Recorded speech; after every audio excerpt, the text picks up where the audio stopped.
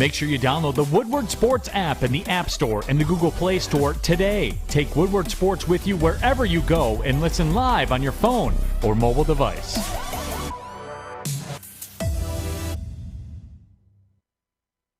Good morning, everybody. Welcome to the Morning Woodward Show here on the Woodward Sports Network live. WoodwardSports.com as always. My goodness, a beautiful Friday morning. The Friday before the Super Bowl and the Friday after the Detroit Pistons continue to give us things to talk about. I couldn't be more appreciative of everything that happened yesterday, but I think we're all here for one reason, all right? Let's all be honest. Let's all be objective. We're all here to hear one person speak right now. We're all here to hear one person's thoughts, opinions, his frustrations, or maybe pleasure or displeasure. And that's Jeff Iafrate. Jeff, good morning, buddy. Walk me through the trade deadline yesterday, and I will either A, be the voice of reason for you, or talk you off a cliff. I'm not sure yet. So, I've had some time to digest yesterday. I did. I think immediately after the trade happened, I was extremely confused. Maybe it was because me and other Pistons fans as well maybe overvalued Saddiq Bey a little more than he should have, which is fair. But it's not about overvaluing Saddiq or thinking we should have gotten a first-round pick, because I don't think that was never an option. What frustrated me is James Wiseman. Because I'm not a fan of the Golden State Warriors, but I do watch Warrior games. And James Wiseman's only played in 60 career games. He's suffered some injuries. He's played time in the G League. And that's mostly because the Warriors don't allow him to make mistakes. Like, he's a young player, and their championship window is right now. So they don't really have time for him to grow. So when I first saw the trade, I'm like, James Wiseman? And I'll just break down the trade for anybody that might have missed it yesterday. The Pistons receive center James Wiseman, same draft class as Saddiq Bey, by the way. And the Warriors get the three-team trade that ended up turning into a four-team trade. It was the Hawks, the Trailblazers, the Warriors, and the Pistons. Pistons got James Wiseman. The Warriors ended up getting Gary Payton the second and 2 future seconds. The Hawks received Saddiq Bey, and then the Trailblazers got Kevin Knox and 5 future second-round picks. So when I first saw the trade, I'm like, no, there has to be more. Like, you got to get some sort of capital on top of this, a little bit. And then time went by and nothing happened. So I had to kind of digest this trade and see it from Troy's point of view. And I think that's what kind of helped me a little more, trying to fathom what Troy's way of thinking was when he made this deal. And the only thing I could come up with is, again, James Wiseman, Saddiq Bey, both from the same draft class. It was reported at the time, before this draft, that Troy Weaver had Wiseman number 1 on his board. He was the best player, according to him. He went, obviously, number 2 to the Warriors. And Troy had a chance to get that player as a throwaway asset from a Warriors team that wanted to move on from him. So Troy capitalized. You're not going to pay Saddiq Bey. He probably wanted a 4-year, $80 million deal. You're not signing him to that. So you had to get rid of him. I mean, would you rather have second-round picks?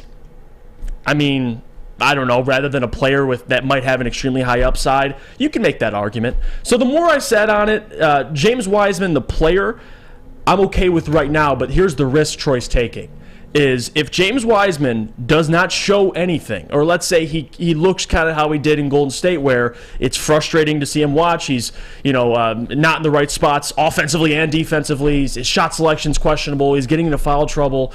If he keeps showing that this year and next year, it's a bust trade, and you might have just traded away a player you probably could have gotten more for. So, but if he works out and there's value still in James Wiseman, you're going to be able to flip James Wiseman or choose to keep him a part of your core. Right now, the Pistons do need a backup center. I will admit that. Nerlens Noel isn't playing, and behind Jalen Duren, you don't really have a defensive anchor or somebody with that type of size and physicality. So you get a backup center, and Troy kind of explained it a little more this morning, talking about if you look at the Eastern Conference and the top of the Eastern Conference, a lot of big fellas, right? You got Celtics, Cleveland, Philadelphia, Milwaukee. So he wants to shore up the inside there. You only got Jalen Duren, now you got James Wiseman. So the thought process of getting a player like James Wiseman, I completely understand.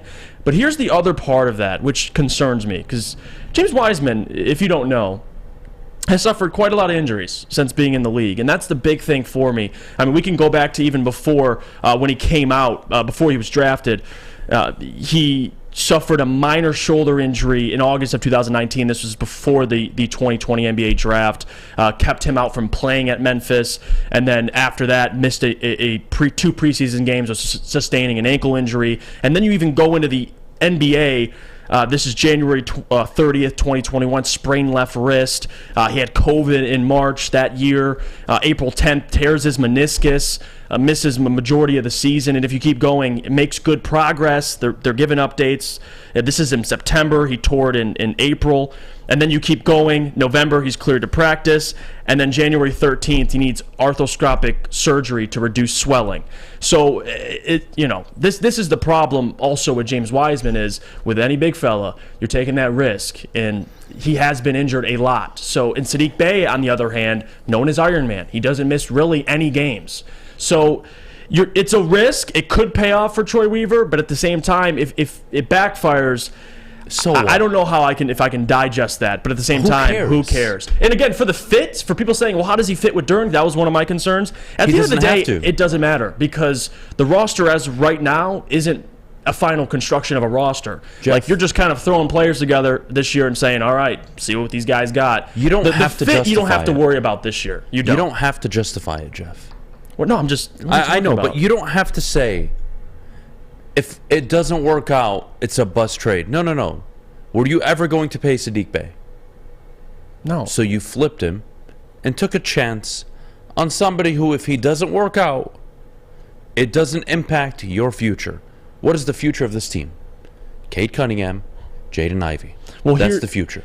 I get that, but this is why it's a bust trade. You would essentially be giving away a career 15-point scorer for dust if he doesn't work out, which that's... Would you pay a career 15-point shooter with questionable shot selection it's not about and no paying defense? Him. It's not about paying him. I don't want to pay him, but I'm saying if you're not going to pay the player, you got to get something. Not James. If James Wiseman doesn't work out, you're okay with that? I think this is where you and I fundamentally disagree because I don't value draft picks the way maybe you do in the NBA unless they are lottery picks. But again, there are exceptions always to the rule, right? Kobe was 13th.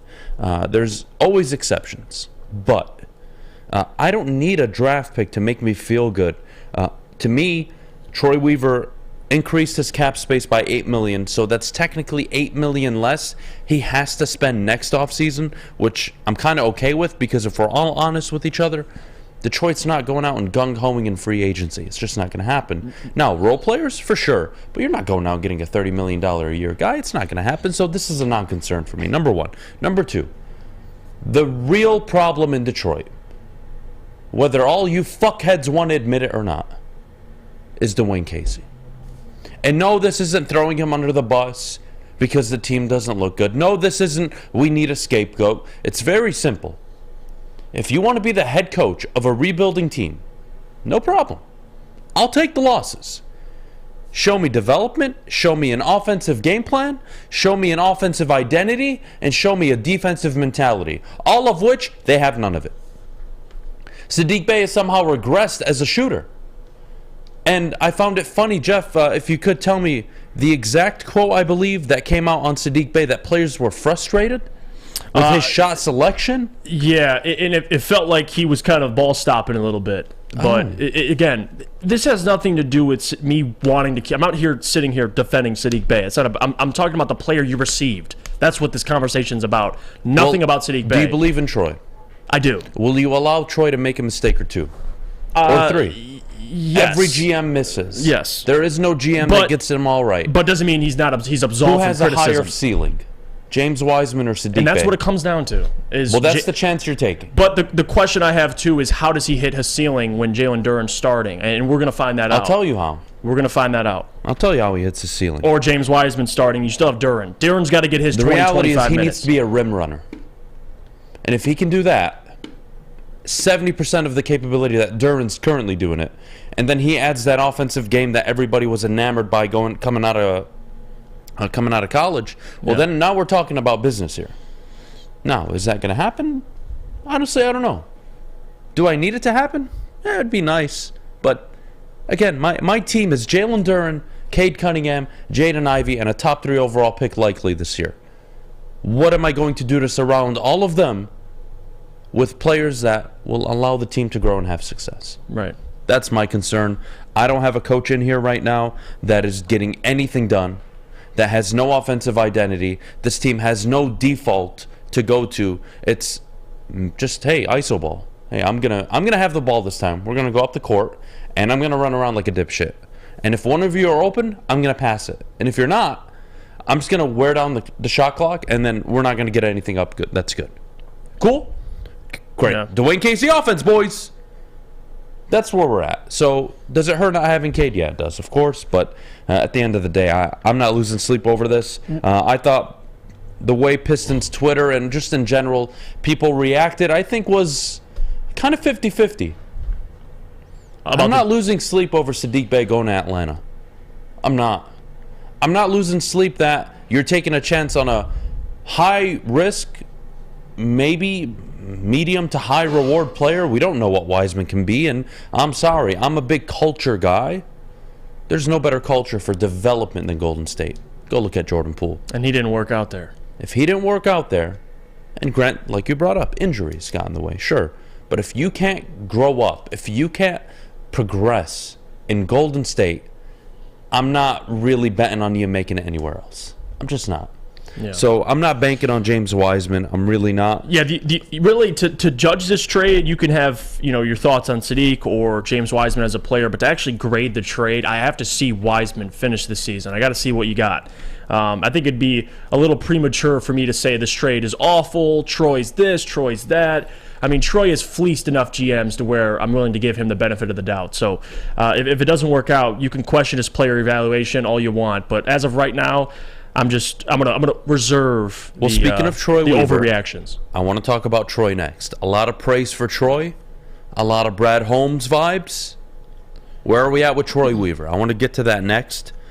Greg, I do disagree. I don't believe Wiseman has a higher upside currently than Jalen Duren. I think Jalen Duren can be a poor man's Dwight Howard with the way he runs the rim. Rebounding, the way he protects the rim. I'm not asking for 24 a night, but he could get 12, 14, 16 a night just off of boards. He doesn't even need to be part of your offense. Mm-hmm. And then he's running in transition, and then, of course, you get everything else with him. Rebounding, defensive play. I'm pretty high on Duren. I think you share the same opinion. No? Right. Yep. I'm not saying he'll be a Hall of Fame center, but damn it, kid looks good for an 18, now 19-year-old. So we'll get to Troy Weaver next. Do you still believe in him? Got to have that conversation. 8:30, we'll get to some Super Bowl talk, the advantage of coaching, why it matters, and who has the advantage. Kansas City offense versus the Philadelphia defense. That's been the talk of town, but nobody's talking about the Philly offense versus that Kansas City defense. We'll get to that at 8:45. Top of the hour, 9 o'clock. What can the Lions learn? We've done this before, but now you have the two teams that are in the Super Bowl. What can you take away, truly, and say, we can be that? How? We'll have that conversation. 9:15, more Super Bowl talk. 9:30, the NFL honors. Sauce Gardner, Defensive Rookie of the Year. Surprise, surprise. It's a good day for the Jets. How about the Jets? Joe Douglas looking like a goddamn genius. A couple Hall of Famers from the Jets, too. Darrell Revis made it. Darrell Revis, Rondé Barber, Zach Thomas, Joe Thomas, and who's the fifth one? Come on, Adam. There's one more. I apologize. And then at 9:41, Jeff and I will give our predictions, of course, for the Super Bowl, our favorite bets, prop bets, you name it, we got it. All that and more all morning long. I can't wait. When we get back, Troy Weaver. But before we do, Jeff, our good friends over at Big Boy. Let me tell you about them. Wintertime in Detroit is always better with comfort foods from Big Boy. You could try the classic meatloaf or Cajun chicken Alfredo, but how about breakfast as well? The stuffed potato pancakes are back. The Lumberjack, Santa Fe Garden, or Blockbuster. Stop by your local Big Boy today. Woodward Sports loves sports, and we also love to party. Join us for the big Super Party. Wait, we can't say Super. We really can't say. Come join us at our Super Party on Sunday, February 12th, from the only place that can handle a Woodward Sports Super Party. Well, our Super Party will be at Flight Club on Michigan Avenue in Inkster. Join us for a live pregame show and watch party with the crew. Enjoy a halftime buffet. DJs, the Wood Woodward Sports family and more entertainment. You don't want to miss the big game with Woodward Sports. Get there early. This event will reach capacity. Come celebrate the Lions season and enjoy the final game of the year in style. See you Super Sunday at Flight Club. At least the party will be uncensored. And the Eagles are so much better than the Eagles. When it comes to making your haircut truly an experience, there's no better place than Lady Jane's Haircuts for Men. Come to any one of our 26 Metro Detroit locations for an award-winning haircut experience and qualify for a chance to win a down payment for your dream home up to $200,000. Our precision haircut and talented stylists will have you looking good, feeling good, and give you a chance to change your life forever. Lady Jane's Haircuts for Men, open 7 days a week. Walk in anytime. It's wicked awesome. Chili Pepper Sanding is where you'll find all the cleanest salons in the D with spotless sanitized rooms and trained and certified tanning professionals. You can join the Pepper Club for all the best deals. They'll beat all competitors by $5. ChiliPepperSanding.com. Hottest bulbs, hottest deals, darkest tans, your vitamin D headquarters, 27 locations and more on the way. Chili Pepper Stand. Whoa! No, okay. Look at you. All right. Okay. Stop. Jesus Christ, Fish. Was that the encore? The first 3 seconds, spot on. After that, you kind of fell off, buddy. Kind of held on to that note. Yeah, I ride tried the to note hold for a on to little it. bit. What are you going to do? I don't know. Good morning, Fish. Hope you're doing well. Good. All right, here's what we got. By the way, shout out to the Red Wings last night. They won! And not only, they beat a damn good hockey team. They did. And Uso had probably his best game in 2-3 months. I want to say, Mike, too, you were there. That's fucking That something. watching the Wings last night, as much stress as I went through yesterday, made me a little happier. I can't lie to you. Oh yeah, it was a good game. They battled, like you said. Huso played really good. He had like 35 saves. Like 15 of them came in the third period. Zadina and Sundqvist connected on that beautiful play. I mean, overall good game. Not as much offense as you wanted to see, but they got the win. Hell yeah, they did. Look, Troy Weaver, GM of the Detroit Pistons. I think we all acknowledge we like him. We like a lot of the moves he's made. Let's all not forget the starting five just a few years ago. It was pretty damn bad. Oof. Having said that, right? I like to put Troy Weaver in the Brad Holmes conversation. I do. I think he's hit on a few draft picks. I think the Duran pick alone, unbelievable. Unbelievable. The swag involved, the shrewd business mindset involved in getting that pick the way he did, unbelievable. Mm-hmm. Drafting Saddiq Bey. Look, Saddiq Bey is a good NBA player. Not a fit for the Pistons, but he's okay. He's a 6th, 7th guy on a team, on a true contender. No problem with that. Well, okay, Killian Hayes, that was a miss. But then Cade Cunningham is 26-6 in his second year before he gets hurt. That's nice. Jaden Ivey, 15, almost 5-5 now. I'm liking that year one. That's what we asked for Cade, and he was the #1 overall pick last year. Yep. So things are going in the right direction. Player acquisition has been fine. I don't think his trades have been awful or amazing. I think he's kind of like they're just good. Not horrible, just kind of good. And trading Saddiq Bey, good. Get rid of him. You know why? I want Jaden Ivey taking more shots. Maybe I'm an asshole. Maybe No. maybe I value the rookie quote development too much. I don't know. But yeah, bye. And you know what? Take Corey Joseph with you too. And you know what, Kevin Knox? Sayonara. Sayonara. He's in Portland. Goodbye. Mister, I can shoot the three and you couldn't do it all year. Sayonara. Yeah, give Duran 2 more shots a game. Yeah, give Ivy 3-4 more shots a game. I don't want to see a box score again in my life, and he's sitting there 5 of 8, and Corey Joseph is 2 of 12. For fuck's sake. Or Saddiq Bey, 3 of 13. 1 for 7 from 3. Get the fuck out of here. I'm sick of it. So yes, goodbye. Troy Weaver, you have to win. Troy Weaver, you have to hire a, I don't know, competent head coach. That would be nice. Figure it out. But the reality is, this is a star game. It's about the stars. and you got the number 1 overall pick and the number 5 overall pick going into year 3 and year 2 next season. You're still a year or 2 away. You're banking on their development, and that's it. That's the NBA. You are banking that you just drafted 2 top 20 players. And if you didn't, it's a failure. And you will never have success. You need Cade to be a top 20 player. You need Jaden Ivey eventually to become one. Because if they're not, I got news for you guys. You're fucked. It's not going to work. And whether it's Victor Wembanyama, whether it's Miller, the person you have a complete hard-on for at the moment, which soon I'll understand why. I haven't even watched this tape yet for me to honestly give an opinion on this. But the point is, you have a lot of development still to go through. And in the 5th year of, quote, the process, they were a 52-win team. Next year is your 5th year. Are you going to win 52 games next year? No, you're not. Now, if you want to say the process started for Detroit when they drafted Cade, okay, fine. But that means you still have 2 more losing seasons ahead of you. Are you ready for that? And to be honest, do you really think they'll have 2 losing seasons? I don't. No, I don't think. You bring in the right head coach, you bring in a few role players, Cade and Ivey healthy for a whole season, good luck. It's not a contender.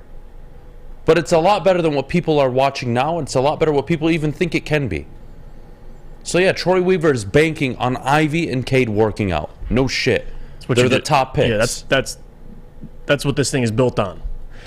And I'm going to go back before Troy got in. This is 2019 to 2020. I'm going to read you the top 5 leading scorers on the Pistons right when Troy took over. You had Derrick Rose as your leading scorer, 18 points per game. You had Andre Drummond second, Luke Kennard third, Blake Griffin fourth, Reggie Jackson, Christian Wood, Jordan McRae, Brandon Knight, Markieff Morris. Like, this is the roster. Svi Mikhailuk, Langston Galloway. Like, you could keep going. This was the roster that Troy took over. And now, and get it, they won 20 games that year. You're probably going to win 20 games this year. But it's different how it's happening. You've collected so much young talent. And to kind of explain Troy's philosophy and why he's traded for Marvin Bagley or James Wiseman or signing Kevin Knox, trying to get these reclamation projects. At this part of the rebuild, you're in a part where, you know, the youth is a big thing. They're not going to win a ton of games. Even with Cade here, they were never going to win a ton of games. I guess Troy's looking at this as, this is the time where I can take risks on these players. And if they work out, great. We can keep them as a part of our future or flip them for another player or assets. But if they don't work out, well, we're going to suck anyway. So it really doesn't matter. I mean, Marvin Bagley, you sign him to a 3-year extension. I don't know what his future still looks like in Detroit.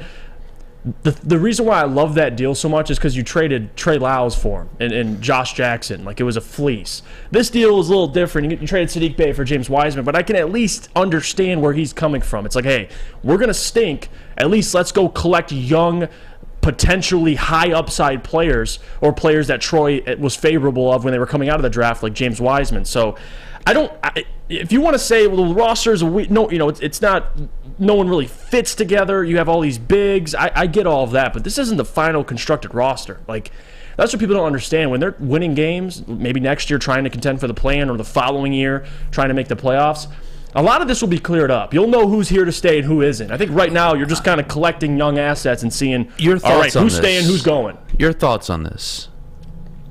The big difference between Orlando and Detroit is that Paolo Banchero is a star, whereas Cade might be a star. And one, I wholeheartedly disagree. Cade Cunningham is more of a star than Paolo Banchero. Let's clear that up. Number one, I think the injury clearly is affecting your memory. Secondly, Cade Cunningham, so far in his young career, with a similar amount of games played, has a better field goal percentage, a better three-point percentage, hits more threes a game, gets to the free throw line 5 less times, but has a higher free throw percentage. Banchero gets to the line 8 times a game. Remember Cade Cunningham last year? Frustrated with not getting to the line. He only got to the line 3 times a game last year. Paulo's a dog. Paolo 8 times a game. Both similar in the way they attack the basket, but it's okay. I'll move on. Cade, similar rebounds and double the assists. And more steals and more blocks a game. Yeah, K's not a star. Get the fuck out of here. Yeah, I don't think either of those guys are stars. I think Paolo, he looks damn good, They both in his rookie year. are looking like they will be stars in the NBA. Yeah, both of them will be 100%. stars. Absolutely, yeah. Paolo, But miss me with the idea because Cade Cunningham's been injured this year. We're just going to quietly forget that he was the rookie of the year, his rookie year, and unfortunately it was handed to what? Scotty Barnes, I believe? Yeah. What a joke award. Joke award. And go check Scotty Barnes' stats. I mean, they're the same. Ew. So, but again, it's rookie of the year. Apparently, they're basing rookie of the year on who wins the most games, which, you know what? That's how it works now. But moving forward, no, I'm not going to sit here and say I have lost faith in Troy Weaver. I think that's, I mean, to appreciate all the talent he's collected, do you like Ivy? Yeah. Do you like Cade? Yeah. Duran? Do you like him? Isaiah Stewart? Do you like Bojan? Like the construction of this roster, for the most part, you like a lot of these players. Now, will Bagley be here when you're winning games? I don't know. There's a lot of players you don't know if they'll be here or not. So we are so to naive. criticize him right now in this current roster when it's not even complete, I think is a little premature. You're just collecting young talent. Honestly, I That's think all you're he's off. doing. I think you're off on that one. It's not about if the roster's complete, honestly. Then what is it? It's a star game, and you know this. You know this more than But every that's- idiot that's- in the that's chat actually, and on you're making Twitter. my point. Oh, well, I understand, Right. but you know, I wouldn't even go in further depth. I would leave it there. This team is banking on Cade Cunningham and Jaden Ivey being stars. And if they're not, I have an honest newsflash for all of you. Troy Weaver will be fired. And we're going to rinse and repeat. If Cade Cunningham and Jaden Ivey, say it with me, are not stars, this whole thing will blow up. But that's Because Kevin Durant, or not, I shouldn't say Kevin Durant, but here, I'll say this. A top 10, top 15 player in the NBA is not showing up to Detroit, via free agency. You're not getting the Miami Big Three to come play here. You're not getting Kevin Durant to join your Golden State Warrior dynasty. Even if you were good, nobody's doing it. This never happens in Detroit. You have to acquire your picks and your players through the draft and through trades, like you mentioned the other week. It ain't happening in free agency. I don't care how good your players are. So do me a favor. Don't talk to me about the role players. Don't talk to me about anything. If 2 years from now, Jaden Ivey isn't 21, 7-6, and Cade Cunningham isn't 24, 7-8, 8-8, and Jalen Duren isn't 14 and 12 a night, you're fucked. You're fucked. It's that simple. If your star players don't end up being stars, you're done. You need John Morant. You need Luka Doncic. You need your Steph Curry. You need your Klay Thompson. You need your Chris Middleton just like you need your Giannis. You need your Jason Tatum. You need your Marcus Smart. You need a Jaylen Brown. You need them all. Where are they? They're in year 1 and year 2 of their NBA careers. One's injured on the sideline for the whole year. Patience sucks. It does. But in the NBA, it is the ultimate truth. If you don't have star players, you have nothing. If you don't have star players and a star coach, you have nothing. Go look at the Denver Nuggets. They got star players. They don't have the culture. They don't have the coach. Nobody will ever take the Nuggets seriously. Go look at all the dynasties in the NBA. Recent ones. Pull them up. Golden State, Steve Kerr. Look at that front office. You want to go Kobe and Shaq Lakers? Phil Jackson. The Bulls? Phil Jackson. The Spurs? Greg Popovich. You show me the stars, I'll show you the star coach. You ain't got either of them yet. Going to work Pistons? Ben Wallace. Chauncey Billups, Rip Hamilton, Tayshaun Prince. Beautifully constructed team. Added Rashid. Who was their coach? Larry Brown. Oh, back-to-back title appearances? Ooh. Whoops. Forgot about that. Show me the team, show me the stars, I'll show you the coach. You ain't got either of them right now. So Detroit, as much as I hate telling you to be patient, you have no choice but to sit back and watch your players develop. Because if they don't, you're fucked. Fair? Yep, that's fair. I think this was all about seeing who's staying, who's going. That's the point I was making about the roster. You're correct. I don't like the complaining from a fan base of a sport that requires 4 or 5 years of patience because Steph Curry didn't start winning games, not even playoff games or playoff series. He didn't win until year 5. Giannis, year 6. Devin Booker took time. Jason Tatum came into a playoff roster. But Jason Tatum wasn't Jason Tatum. But he wasn't Jason Tatum until year 4. Yeah. So you got to afford your young players the time to become those people. Mm-hmm. That's just the reality, guys. Yeah. Well, it's shitty. It's not fun. It's the reality, though. Let's take a break. When we get back, Super Bowl time, huh? The Kansas City Chiefs, Philadelphia Eagles. I can't wait. We'll be doing the pregame show, by the way, at the Fight Club from 4 to 6. I can't wait. I'll be sitting there with my hookah, enjoying myself. Broder, you can hop on anytime. But before we go and get back to the Super Bowl, Jeff, our good friends over at Swiss Insurance. Be sure to check with Swiss Insurance this week for your commercial insurance review. Swiss can help make sure you have the proper coverage. Swiss Insurance, give them a shot and you will not be disappointed. Contact them, mark@swissins.com.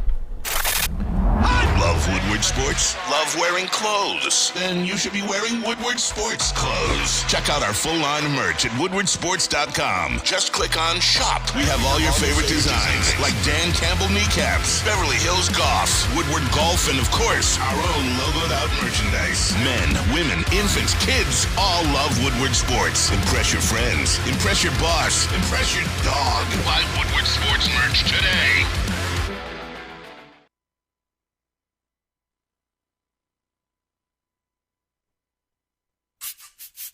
You don't have to go to the beach, man. You don't have to get your butt crack full of sand. You just need a little chili peppers, man, to get that glowing beach chili peppers tan. Woo! With 26 locations in the Metro Detroit area and more coming, Chili Peppers Tanning is where you'll find the cleanest salons in the D. Join the Pepper Club for the best deals on unlimited tanning. Head to chilipepperstanning.com. You just need a little chili peppers, man.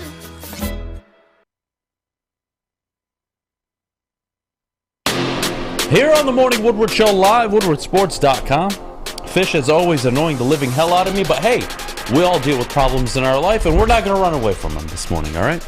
We're not running away from any problems. Whether I have issues with Fish or Jeff, damn it, we're here, we're going to talk about it. Right, Fish? Yeah, I guess all so. Right, very good. What do you want to talk about? Nothing with you right now. Oh, okay. Later, Well, yes. you want to talk about something with... We'll talk about it later. Deal? Sure. Because right now I want to talk about Andy Reid and Nick Sirianni. I mean, I'll be watching the Super Bowl. God bless you. It's the only thing on, so I'm excited. Thank God. I like American Thank football. God. You should. It's better than your version of football. I will. Fucking Australians. All right, anyways. I mean, it's... By the way, anybody? Oh, no. Anybody? Have you ever paid attention to how things come across if you just don't use a swear word before, but after? Think about it. What is that supposed to mean? Can you rephrase it? So, for example, if I call Fish a fucking Australian, you're like, oh, it's kind of messed up, man. Okay. But if I say, Fish, you Australian, you dumb fuck, if I say it after, it's like, oh, Fish is a dumb fuck, you know? But I'm not insulting it, you know? Right. Comes off a little different, no? No, yeah, you got a point. Yeah, right? I guess you... Like, if I say... I guess?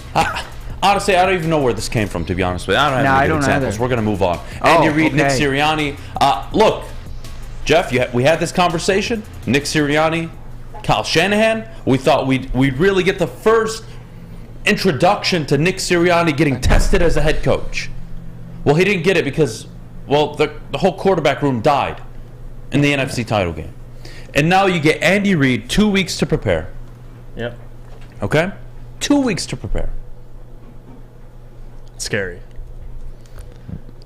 I'm not saying Nick Sirianni isn't a good coach. He's an excellent coach. He's the best coach of his class so far. He's been excellent.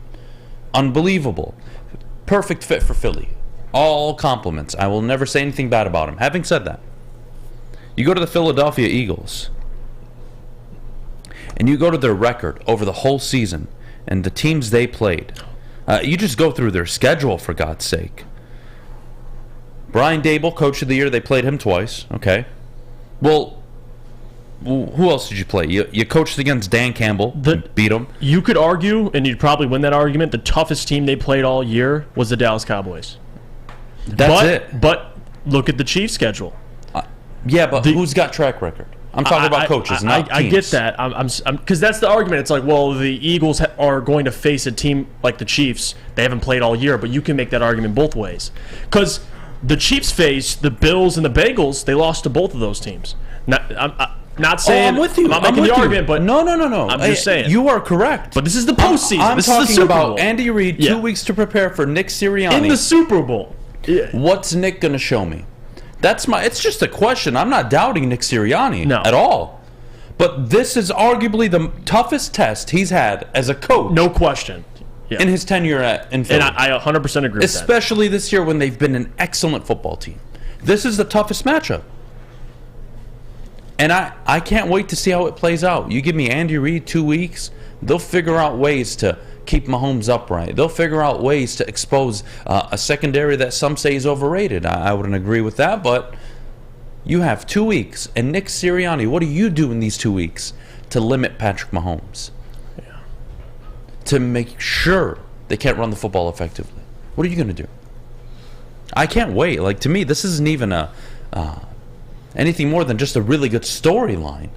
I can't wait to see what the young up-and-coming head coach does against the experienced, been there, done that head coach, who's now in his 3rd Super Bowl with this very team, playing his former team that he could never deliver a Super Bowl to.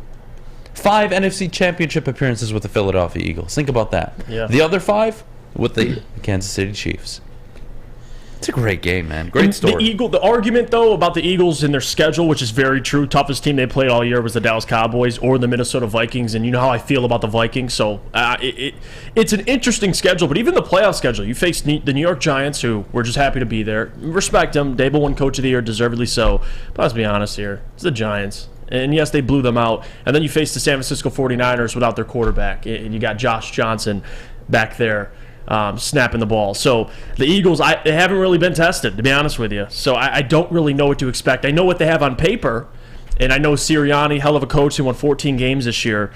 But like you said, this is a different stage. And it's not just Sirianni, it's also Jalen Hurts. Like, this is new for him as well. Just last year, you got obliterated in your first playoff game, and now you win back-to-back playoff games. Not because of Hurts. I mean, they ran the ball. If you check San Francisco and the Giants both, I think he had like 5 yards per attempt. You didn't have to do much. I mean, this might be a little different. So it's a big test for both those guys. Andy Reid and Spagnuolo. Steve Spagnuolo, one of the greatest defensive coordinators in my lifetime. You know what Nick Sirianni's going into with this? Shane Steichen and Jonathan Gannon. That's what he's got. And again, I'm not saying the Eagles are outmatched in coaching, but in terms of experience, it's not even close. No, Andy Reid has over 20 years. We've built game plans together for this type of game. This is the first time for Nick Sirianni and his staff. How they look at Sean McVay, perfect example. Got to the Super Bowl early on, held to 3 points. They looked like a shell of themselves. Granted, they were a little banged up, absolutely, but still, he was in his own head. Belichick had outcoached him. Been there, done that. Nick Sirianni, Andy Reid. Does Nick Sirianni come out? I don't want to say drop an egg, but do they disappoint? That to me is a reasonable question to ask with a young, talented, very talented coaching staff, who you could argue Gannon and Steichen will be in the looks for NFL jobs in the next 2 years for head coaching positions. Yeah, wouldn't shock me one bit. And you know, it's funny, you're seeing some open head coaching jobs. I believe it's the Colts who came out and said, we're going to make a decision after the Super Bowl. It's like, yeah, I bet. I wonder why. Because you're probably going to pull one of those guys. But I completely agree. And also what has, what's going for Sirianni is his roster besides quarterback, they're mostly veterans. Like that secondary, you got multiple veterans. Slay, James Bradbury, the offensive line, don't even have to discuss that. We know they're the best in football. That defensive line almost broke the Bears record. Like they have talent, a ton of talent. But I think that's what's getting lost too. Is Andy Reid, it sounds like he doesn't have any talent. I mean, they were, again, I'll go through the stats. You talk about the best defensive line in football, the Chiefs are second in sacks. So Chiefs can get after the quarterback too. Their offensive line, they got a damn good offensive line. So if we're talking the Eagles are head and shoulders above the Chiefs in terms of talent on the roster, I wouldn't say head and shoulders, but he definitely has more talent to work with. But give Andy Reid any talent. Coaching. That's what matters. No, and your quarterback. I've let you get. Excuse me. I've let you get away with this. I think for too long. You know, when you're making your case for Mahomes, who, by the way, MVP, Deservedly so. When we say Mahomes didn't have much talent to work with this year, I think I let you get away with that a bit too much. Because not that Valdez Scantling and Juju Smith and Pacheco and all these guys are household names, but right. You know, to me, I think if you want to make a even greater case for Mahomes, I don't think you argue the talent. I think you argue he grew up. You know, his first few years in the NFL, Tyreek Hill, right, Travis Kelce, dominant defense, very good run game, very good offensive line that the GM always finds a way to revamp. I'm just a rookie. Okay, now I'm paid. Now I need to lead. And in his first year where, I mean, the pressure was on him individually, he shined. He shined, man. You know, I haven't seen this maybe since Brady. Remember Brady throwing a Danny Amendola and Deion Branch and, you know, some good guys, but, you know, Julian Edelman. And that was the big thing. Rob Gronkowski, right? And that was the elite tight end, but never the elite wide receiver. Right. And that was the big thing we talked about, is his ability to adjust. Like, he talked about this, he went on First Things First with Nick Wright in the crew, and he talked about it playing quarterback without Tyreek Hill, having to actually sit there and read coverages, not have someone you could just throw a shot down. Right. So it's the adjustment period for Patrick. You're watching a guy who you could say, well, right now without Brady, he's the best quarterback in the NFL, but what he's done, he's only getting better, like playing the quarterback position, and like he can do things on the fly, and we know how great he is kind of just off rip. But his development, I mean, even now, 40 touchdown passes, 12 picks, wins another MVP without Tyreek Hill, who you could argue is the best receiver in football. I mean, if you want to go Justin Jefferson, that's fine. But his ability to adjust without Tyreek, man, deserves all the credit in the world. He really does. 100%. Well, look, and Andy Reid. Fair enough. Let's take a break. When we get back, we talk a lot about this Kansas City offense, the Philadelphia defense, but damn it, what can this front seven for Kansas City pose as a threat for this Philadelphia offense that at times is odd, inconsistent, but yet so dominant?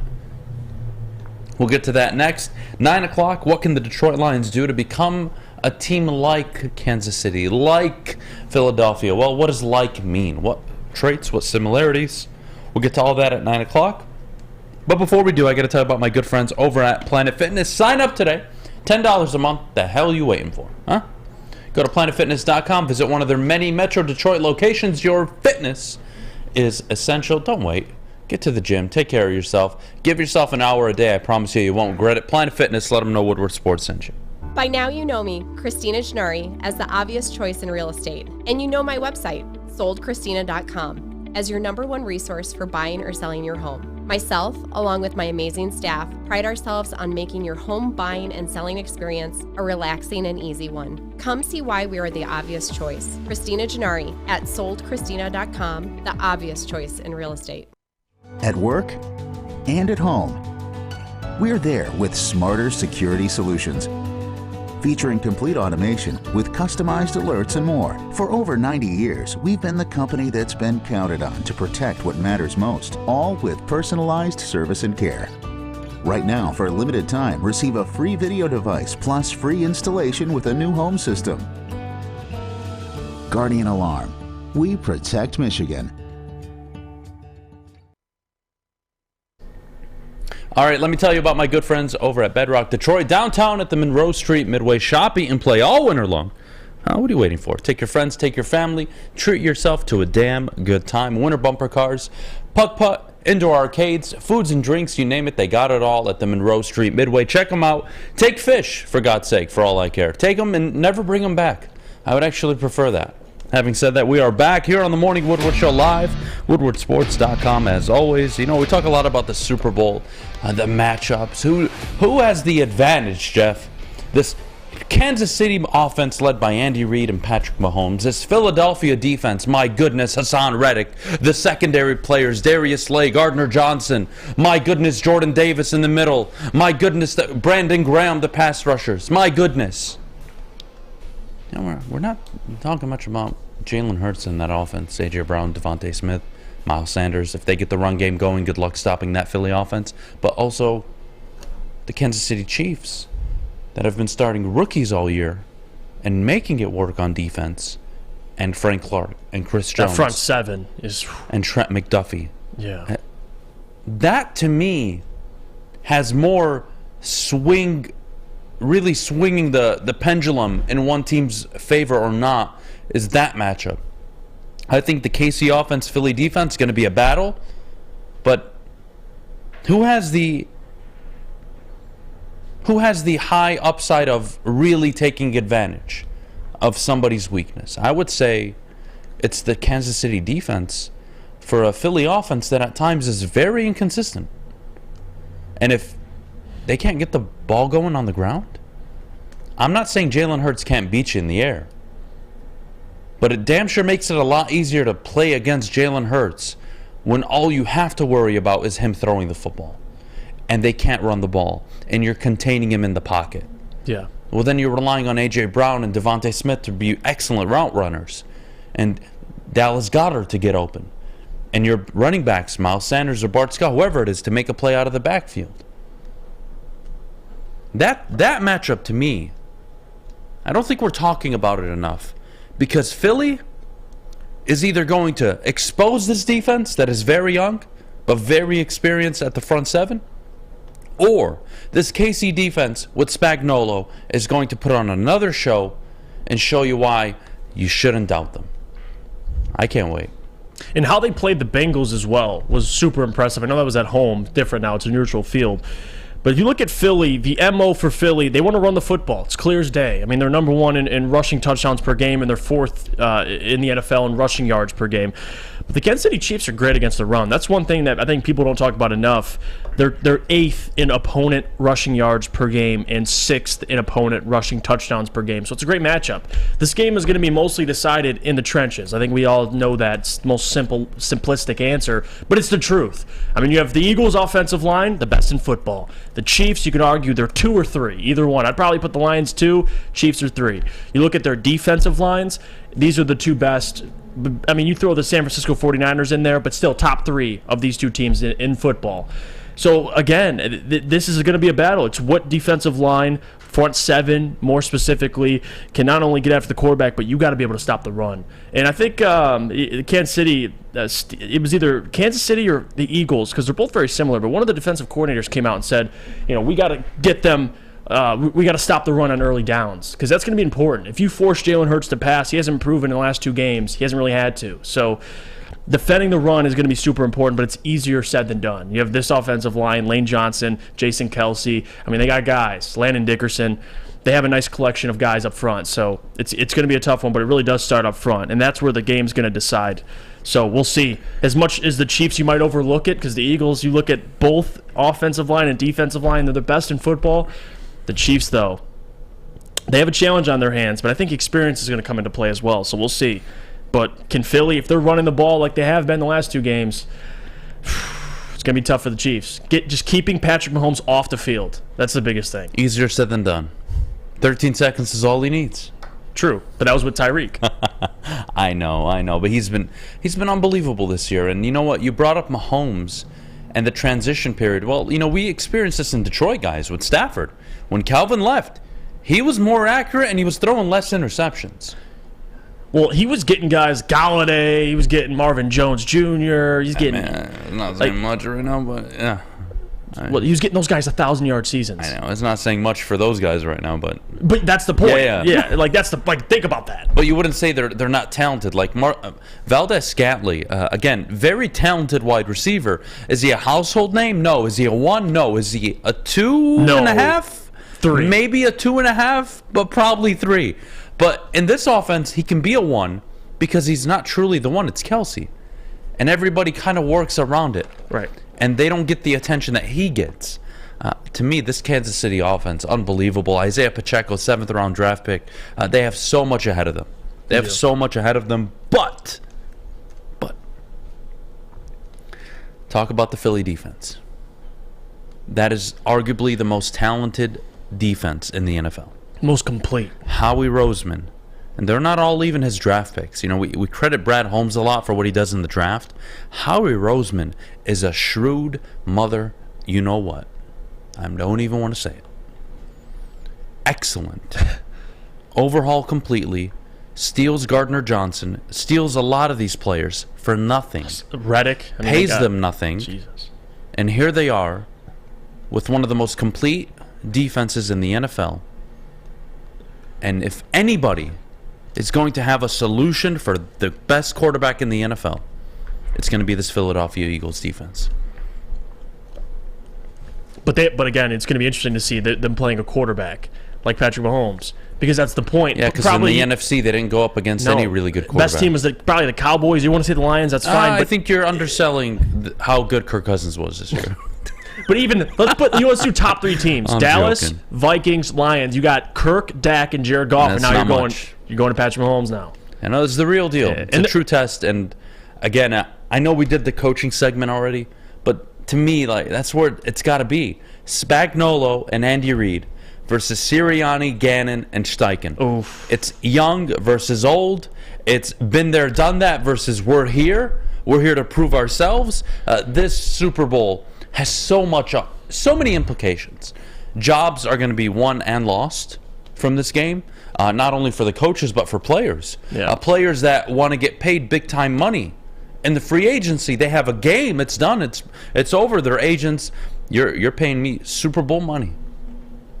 I got one of the best corners in the NFL. I got one of the best edge rushers in the NFL. And we'll get to the Lions in a few minutes. But look at the last, 4 Super Bowls. When did it ever matter this much? When? Go last year. Stafford, McVay, trying to win their first Super Bowl versus a team that was just happy to be there. Wow. Okay, it's nice. Stafford hype was cool. Joe Burrow getting there, setting records, unbelievable. But really look at the implications of this game. Legacy, Andy Reid. Legacy, Steve Spagnuolo. Legacy, Nick Sirianni. Legacy, Patrick Mahomes. Jalen Hurts. If he's a Super Bowl winning quarterback, back up $50 million for me annually. Yeah. Patrick Mahomes, if he wins, he's already the second greatest quarterback of all time. If he wins. And you can't deny him that. Because he would have as many Super Bowl wins as Peyton Manning. More than Marino. I believe the same as Young. Only fewer than Montana and Brady and Bradshaw. And I'm forgetting the Cowboys quarterback. Damn it, Adam. Aikman? No, they won 2. They won 2 with Aikman, not 3. Yeah. Got Troy, but so ties Troy, and he's a better quarterback than all of them except Brady. Throwing 2 MVPs. It's Jesus. In 5 years, by the way. Yeah. He hasn't even played a third of his NFL career. He's already had a Hall of Fame career in 5 years. He's doing what Brady's doing. Think about that. It's insane. Legacies. Brett Veach. Howie Roseman. Howie Roseman to go win a second Super Bowl with a totally different roster in a 5-year window with a different quarterback, a different head coach, a different offensive coordinator, a different defensive coordinator, a different front seven, a different secondary, new wide receivers, new offensive, everything new except maybe Lane Johnson and Brandon Graham. Everything else is new. Brett Veach, beautiful family, beautiful organization. We can't say enough good things about the Chiefs organization. What he would be able to do by retooling this roster while he's paying Patrick Mahomes the most money in the NFL for a quarterback, along with getting rid of Tyreek Hill and then having a Super Bowl to laugh at? Oh, are you kidding me? Jesse says I should keep it in my pants. I think I should. I'm just really excited. I really am. This game has everything involved. God. Aikman did win 3? Did he? Yeah, I think he did. Yeah, he won. I know he won 2 with Coach Johnson. But regardless, as I'm talking as a talent, there's no way. Well, it's not even close, obviously. Yeah, I mean, that's kind of the more so the point you're making. But I wonder if Trent Dilfer, I'd love to hear his thoughts on this. Would it be impressive? Yeah, if Mahomes, he did actually. 93, 94, 96. You think Trent Dilfer would be impressed with Mahomes if he goes out there? I don't even give a damn what Trent Dilfer has to say.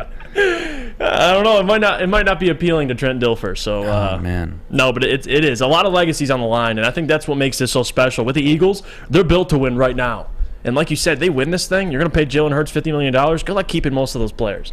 So, the Eagles' window It's right here, so we'll see. As much as there's not animosity in the Super Bowl, I think people want this. Oh, there's a lot of tension, though. Between who? Jalen Hurts and Patrick Mahomes are like, no, hey, you're good, man. No, you're good. Tension, no, you're good. There's tension among everybody in the NFL. I'll tell you why. I'm a big believer that if I'm going to pay my quarterback all the money in the world, it's not just about winning. It's about reliability. And outside of Lamar Jackson, who runs the ball more as a quarterback in NFL history per game? Only Lamar Jackson runs it more than Jalen Hurts. Jalen Hurts a whopping 11 carries a game. That is over 170 carries a season. Wow. I don't need my franchise I love Jalen Hurts. I was so wrong on him. But I don't want my quarterback running it 11 times a game. There is tension among NFL owners and GMs about what is the quarterback model. Mahomes goes out and wins. Yeah, you start to doubt Jalen Hurts, right or wrong. It's just what's going to happen in media. You're going to doubt, can you win with him? Is him being injured on a bum shoulder right now because he's been running so much affecting his ability to play? We don't know, right? So I think there's a lot of tension among agents, owners, GMs of what is the standard prototypical quarterback. I don't know if you can put it to an exact science, but what I know is I want a guy that I can rely on for 10, 12, 15 years. That's why I'm off with Lamar Jackson. That's why I'm off with Dak Prescott, Kyler Murray. I'm not interested. Dak for performance reasons, Kyler and Lamar for injury reasons. With Jalen Hurts, I want to put my arms around him. One, because I was so wrong. And two, I think he's really good. Character checks it all off. Oh, work ethic. I don't have to doubt anything about him. But can we not give him the ball 11 times a game? And I know a lot of it comes at the goal line. But also probably 5, 6 of those are either scripted or off the cuff, and he's taking hits. I don't want to have to worry about that. That is the one concern. So Jalen Hurts goes out and wins in the air, wins on the ground. He's going to change a lot of perspectives, and a lot of quarterbacks, you could argue like Anthony Richardson, are now going to be looked at and say, you know what? Maybe he's the next Jalen Hurts. Because I think people forget Drew Brees got Russell Wilson a job in the NFL. Russell Wilson got people like Baker Mayfield, Kyler Murray drafted number 1 overall in the NFL. The NFL is a copycat league. And if Jalen Hurts wins, you're going to see a lot of drafts for the next 3-4 years of people trying to find their Jalen Hurts. If Mahomes wins, a lot of people are going to feel either vindicated, or we're just going to have nonsensical talk about, well, Jalen Hurts isn't a franchise quarterback, which I think is ridiculous. But the injuries, the beating up of his body, that does concern me. Mm-hmm. Fair or not fair? And I think part of that, too, if Hurts wins, you don't think people, I mean, they already know this. There's nothing more valuable than a rookie contract, but seeing what they built around him with what he's making as a second-round pick, it's unbelievable. Like, Mahomes is the only guy you could pay what he's getting paid and still have confidence he can go in and win a Super Bowl. We didn't use these excuses for Russell Wilson, though, when he was winning with the Legion of Boom. We didn't use them as excuses for Mahomes or Tom Brady. No. So I'm not going to devalue Jalen. He wins. It's not discrediting, but it's just facts. You're able to get more talent around Jalen. He's still performing at an MVP level. And the facts are, not taking if you're winning away. a Super Bowl and a rookie contract with the quarterback who was second in MVP voting, it's unbelievable. I think you're doing something right, and I think he's doing something right. Absolutely. So let's take a break. When we get back, what can the Lions learn, huh? What do you need? What do you need to be the Chiefs? What do you need to be like the Eagles? Jeff and I will get to that next, but before we do, Jeff, our good friends over at Alta. Let me tell you about them. At Alta, uptime matters. Alta Equipment has everything you need to get the job done. If you have a big project coming up, Alta Rent has you covered. Call them today, 844-GO-TO-ALTA. That's 844-GO-TO-ALTA today. As chilly weather approaches, Big Boy's got the perfect comfort meals for you. Try our hearty classic meatloaf or our creamy Cajun chicken Alfredo. These will be sure to leave you craving for more. How about breakfast? Our stuffed potato pancakes are back with our Lumberjack, Blockbuster, and Santa Fe Garden. These potato pancakes will definitely fill you up. Whether it's for breakfast, lunch, or dinner, come stock up on the perfect comfort meal today. We'll see you soon at Big Boy. My name is Lee. I've lost 35 pounds on the Custom Health Center program. So the 3 biggest benefits that I've gotten from this this program has been, I'm not snoring anymore. I have a lot of energy. It's great. And oh, by the way, look at this. No, I'm just kidding. No, I'm just kidding. Call us at 844-789-THIN or visit customhealthcenters.com for a free consultation and get started for as little as $5 a day. Fulling Warehouse in Hamtramck is the home of the original football bowling game, 2 to play for $12, the unlimited open play, or you can pay the $120 for a lane reservation and up to 10 people. $2 Mr. Beer Machine, full bar. Check it all out, fullingwarehouse.com. All right, we are back here on the Morning Woodward Show live, top of the hour. And I got to tell you about my good friends over at the Monroe Street Midway. Shop, eat, and play all winter long. What are you waiting for, huh? Take Fish, take your family, take your friends, take Michael for all I care. Take Michael and never bring him back. What you choose to do with him, whether it's Dahmer or anything else, that's up to you. I don't tell any of you what to do. But I wouldn't judge you for it. Having said that, top of the hour. Hey, is this something new where you're obsessed with Jeffrey Dahmer, or is this like you've always been obsessed with him? I feel like the past couple weeks you've been obsessed with him. To say you're obsessed with, I wouldn't say it. Don't say that out loud. Well, I mean, you've been bringing him up every... by murderers. No, yes, I am. Oh, God, do not say that out loud. I am. Okay. Do I aspire to be one? I don't know yet. Okay. But, probably not. Yeah, But if you ever see me show up on Fox or CNN, don't say you weren't surprised. All right? Having said that. I mean, look, you have fascination with him. I have fascination with North Korea. So there you go. There you go. We're back here on the morning show. Look, the Lions, what is there to say about the Lions, right? Middle of free agency, trying to re-sign some players, looking ahead to the draft. Mock drafts for us are starting on Monday. A lot of action coming up, right? We have so much to say about the Lions. But now that we're here, I'm not going to say I demand to be talking about the Lions on a Friday in January and that they're in the Super Bowl. I would love that. I won't lie. I would love that. Every team would love that. Who wouldn't? Right. But how did the Lions get into this conversation? Right? So let's look at the Chiefs first. Do you have Patrick Mahomes as your quarterback? Well, fuck. No. Well, it's hard to find. But, okay, fine. We don't have that. But what do we have that's equal to or better than the Chiefs? I would say a running game. I would say the offensive line. I would even say your wide receiving core.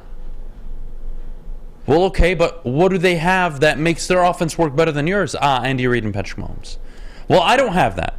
And I don't know if Dan Campbell is Andy Reid. I don't know. He could be the next Andy Reid. He could be the next Hugh Jackson. I still don't know. What I know is down the stretch, he showed a ton of promise. And it was night and day different than when they were 1-6. I got to give him credit. 100%. But I don't have Andy Reid right now in Detroit. I don't have Mahomes. Okay? Well, how do I compensate for that? It's kind of hard in the NFL to compensate for that, but let's play the devil's advocate game. You got a better offensive line. You got Amon-Ra St. Brown, Jameson Williams coming up. Hopefully you'll draft a running back, but you got a decent backfield. Okay, you go to the defensive side of the ball. You have a promising front seven. Now, KC's front seven, way better than yours. But yours is up and coming, and we are talking about a potential defensive player of the year in Aiden Hutchinson in the next 3 seasons. That's how good and talented he is. Well, okay, linebackers, well, it's not close. You got a lot of work to do, and I can say this about the whole secondary. But the Chiefs are starting secondary players that are rookies. So, you're really not... It's not so much about talent. You got talent, and you're going to add more talent. But how do you balance that with veterans? And the truth is, you're going to need your coach to coach at a level similar to Andy Reid. Maybe not to his level. Or Sirianni. I mean, to look at the other side. But, that's what you're looking for. I don't think anybody doubts Jameson Williams, Amon-Ra St. Brown, Aiden Hutchinson, Kirby Joseph. You got some quality players, Detroit. You got a great offensive line. You got Jared Goff, who you could argue is the second best quarterback in the NFC right now. Not much is in your way outside of yourselves. So you want to be like the Chiefs? Well, you need Andy Reid and Patrick Mahomes, and that's not happening. So let's go to the flip side, Jeff. The Philadelphia Eagles. Nick Sirianni, hyper successful his first 2 years, but I'm not sure what to say about him. He's not Andy Reid. He's not. He's not even a top 5 coach in the NFL yet. That comes with tenure. It comes with results and winning. He's won his first 2 years, yes, winning record both years, but let's not be fools here. Yeah. Well, what do they have? They have Jalen Hurts. Well, okay, fine. They have A.J. Brown. Okay, fine. But what is it? What are the Eagles? Oh, a complete defense, a complete roster. Oof. Well, that's what you're working towards to, Detroit. That's what you've trusted Brad Holmes to build for you. And no, I don't think you'll ever have Andy Reid as your head coach. I don't know. I don't think Dan Campbell is that. Can he replicate success that Nick Sirianni is having? I hope so. I'd like to believe so. But I don't know. So you're very far away from being what these two teams are right now. But not really. Because you got some talent, and you're going to add more of it this draft. So now it's all dependent on quarterback play and coaching. And if your coaching reaches a top 10 level, Detroit, you can reach the NFC title game in the next 2 years. Yeah, there's two ways to look at this. You have the Chiefs, who have Patrick Mahomes and are paying him top dollar money, but it's Patrick Mahomes. And then you have the Eagles, who have a second-round quarterback on a rookie deal, and they're able to surround him with a plethora of talent. And if you just look at the NFC title game, you have the San Francisco 49ers and the Philadelphia Eagles. Excellent coaching and a quarterback on a rookie deal. And you could add as much talent as possible. That's really the process. Now, the Lions can get there, and I'll tell you how. You look at the top 5 offenses, and we base this off total yards per game. I'm going to read them to you, and this is the category the Lions are in offensively. Kansas City 1, Buffalo 2, Philly 3, Detroit 4, San Francisco 5. So, one of these teams are not like the other. Detroit's the only team of those top 5 teams that didn't make the playoffs. So offensively, they're already there. That's the point I'm making. Now, defensively, they're not there. They don't have a better defense than Kansas City, Buffalo, Philly, or San Francisco. All those teams have excellent defenses. If you're talking about just offensively, both these teams right now in the Super Bowl, you could argue 2 of the best offenses. That's the most important thing. We talk about offensive head coaches. Dan Campbell, to me, and it goes back to what Sean Payton said, calling him the offensive version of Mike Vrabel. And I do believe that's what he is. And I don't think he gets enough credit for what they're doing offensively. It really comes down to what do you got defensively. And so far, what the Lions have built with this current young core on defense is a plethora of young talent in which you like the way they're going to develop. Like Aiden, for example. You just talked about it. Potential future Defensive Player of the Year candidate. You got James Houston, who is electric in his small sample size. Josh Pascal, who showed some flashes. You got Malcolm. You got so many rookies. Again, that you can add more veterans in the offseason. And that's what these teams have as well, veterans, older players. Detroit's got a lot of young guys. That's the big part this offseason is how do you improve this defense? Because you could be a top 5 offense and join all these contenders like Philly and San Fran. You're in between San Francisco and Philly for the top offenses, total yards in the league. Those 2 teams are in the NFC title game. So it really, to me, is all on the defensive side of the ball, and we're going to figure that out this offseason. So we'll see how they progress. But the Lions aren't that far away. I'm not going to sit here and say they'll make a Super Bowl, but if you're saying getting into the playoffs, technically, if we're talking offensively, they were in the conversation with playoff teams. They just never had the defense. What conference are they in? The NFC. So they're already 3 years ahead of everybody else. You know why? Because they're not in the AFC, where quarterback play matters. The Detroit Lions will not be outmatched at quarterback on a single schedule game in the NFC currently outside of the Philadelphia Eagles. They would be outmatched there. But Dak, no. Kirk, no. Kyler, no. Stafford, love the guy. Getting old, no offensive line. Cooper Kupp on another torn ACL. Yeah, I'll pass. We're good. No issues here. Torn ACL, bummed up ankle of Cooper Kupp, no. No running game, yeah, no. Oh, defense aging? Yeah, no. I'll pass. You aren't going to be outmatched by any team in the NFC this season, especially at the quarterback position, outside of the Philadelphia Eagles. Okay, well, what does that mean? That means you will be able to contend in the NFC.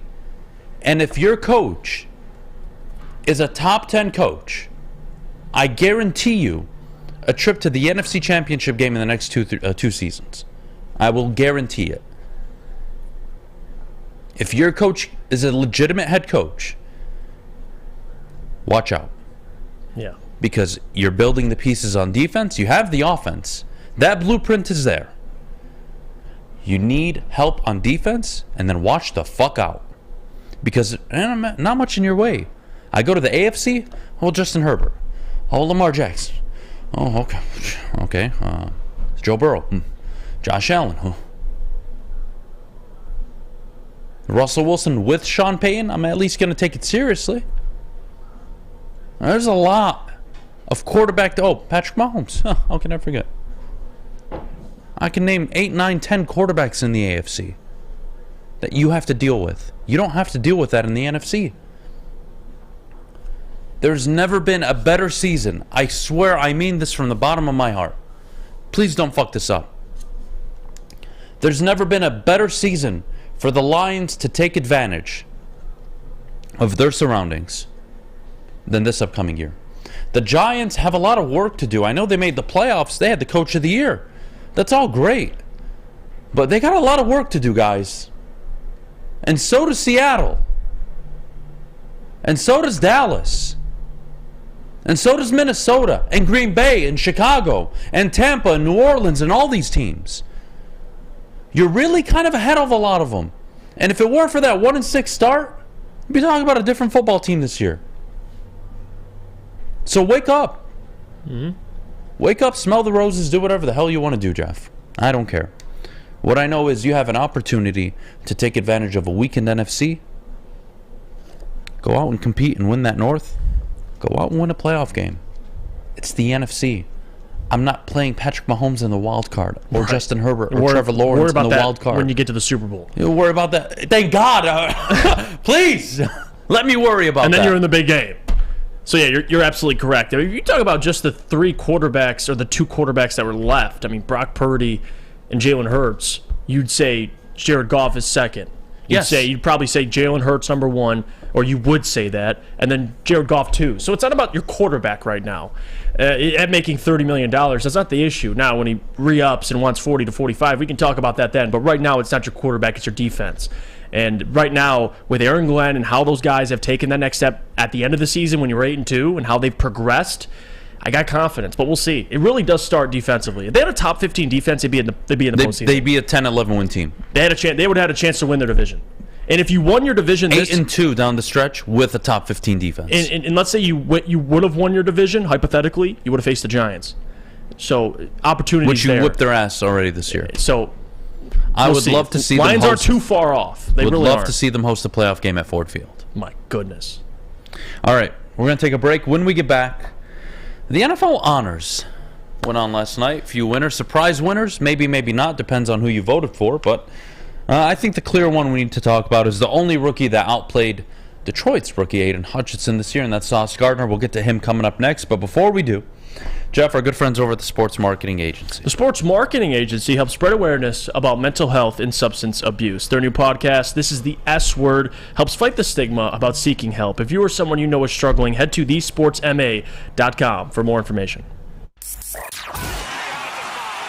NBA championships. Detroit fans were there. 11 Stanley Cups. Detroit fans were there. 4 World Series wins. Detroit fans were there. And that one Lions playoff win in 1991, yeah, Detroit fans were there. Woodward Sports, where the fans are. Introducing the Planet Fitness Guide to getting that post-workout glow. Step 1, what's your why?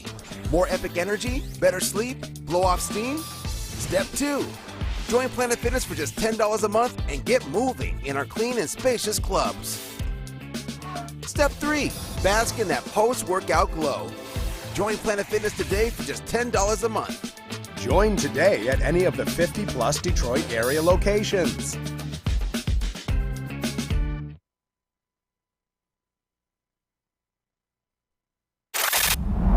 Love Woodward Sports? Love love wearing clothes? Then you should be wearing Woodward Sports clothes. Check out our full line of merch at woodwardsports.com. Just click on Shop. We have all your favorite designs, like Dan Campbell kneecaps, Beverly Hills Golf, Woodward Golf, and of course, our own logoed out merchandise. Men, women, infants, kids all love Woodward Sports. Impress your friends. Impress your boss. Impress your dog. Buy Woodward Sports merch today. All right, we are back here on the Morning Woodward Show live, woodwardsports.com. And you know what? Last night, Sauce Gardner, deservingly so, won Defensive Rookie of the Year. No, you're a hater. And I'm not here to justify it or make you feel any better. Aiden Hutchinson, can we all agree? Phenomenal player. Phenomenal. The future is bright. Nick Bosa potential, maybe TJ Watt potential, who knows? Yeah. Kid is unbelievable. Having said that, there was one corner in the NFL who gave up the fewest yards in man coverage, who only allowed a single touchdown, who was all-pro his rookie season, and not only all-pro, was the best corner in all of football, and that was Sauce Gardner. And if you are the best at your position, your rookie year, how the fuck do I not award you that award? How? Yeah, that's... How? You are the best corner, acknowledged by your peers, coaches, everybody. All-pro #1. Over Patrick Surtain. And I'm not supposed to give you that award? Come on, guys. Oh, he won the Pepsi Defensive or Rookie or whatever the hell that stupid award was. Wow! Pepsi Rookie of the Year. The real Rookie of the Year. It was actually like the Pepsi Which is fan Zero voted, which tells Sugar. you everything you need to know about why fans should never have a say on the Pro Bowl or awards in general. Because they're stupid and they're wrong and they're biased. But you don't care what the fans think? No, I don't. Not when it comes to awards and acknowledgements. No, I don't Well, give that's a why shit. he won the Pepsi Zero Sugar. Good, he whatever, can win the whatever, fucking Coca-Cola award. Blockbuster I don't give a fuck award. Wow. Seems a bit aggressive, When it comes to acknowledging the best players at their position. Good award. When we talk Thank about you, Jeff. offensive It's a good rookie, award. defensive rookie of the year, there were no two greater rookies than Sauce Gardner and Garrett Wilson at the respective side of the ball. And no one's going to talk me off of it. You can cry about Aiden all you want. I'm not, because the Lions got a pass rusher for the next 10, 11 years. I'm good with that. And we had this discussion too, by the way. Garrett Wilson versus Kenneth Walker. Yeah, it was obviously I thought Kenneth Walker, but you said Garrett Wilson. No, I don't even remember the conversation. No, to be it was honest. right. You're right. Yeah, you said Garrett Wilson. And I was like, oh no, in that offense, 1,000 yards. And some people were frustrated Kenneth Walker didn't win it, but I don't blame him. Yeah. And I think the point you made was, look at that offense, the quarterback in and out. He made the most of it. He did. So I'm not mad about it. It was a good day yesterday for two cities, New York and Detroit. And I'll tell you why. Detroit, obviously, we don't need to speak too much on it. You had Sauce Gardner, Detroit native, win the award, and then you had Aiden Hutchinson come in second, another, Michigan native. The other part of it is New York, and my goodness, New York, the Jets won the Offensive Rookie of the Year and Defensive Rookie of the Year. You got Sauce and Garrett Wilson, and not to mention their Hall of Fame inductees. I mean, you have Darrelle Revis, who rightfully so, and Joe Klecko, rightfully so. So, New York benefited yesterday. It was a good day for the city, but like you said, I have no problem with Sauce. We made this argument all year, and it was nothing against Aiden Hutchinson. It's more the importance of what Sauce is doing at his position.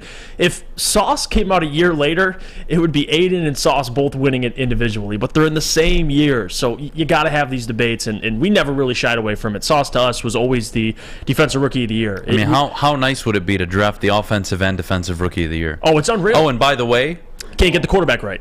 And by the way, I was just going to say, if it wasn't Garrett Wilson and had this individual stayed healthy, it would have been another Jets player, Breece Hall. Think about it.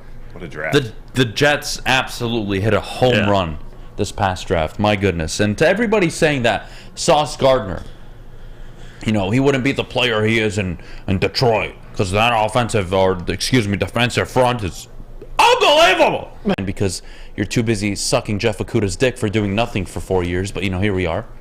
But it's okay. Excellent corners work anywhere. It doesn't matter how good or bad the defensive line is. If they're the elite, great ones, which Sauce is, they work. Patrick Surtain, great. J.C. Horn, great.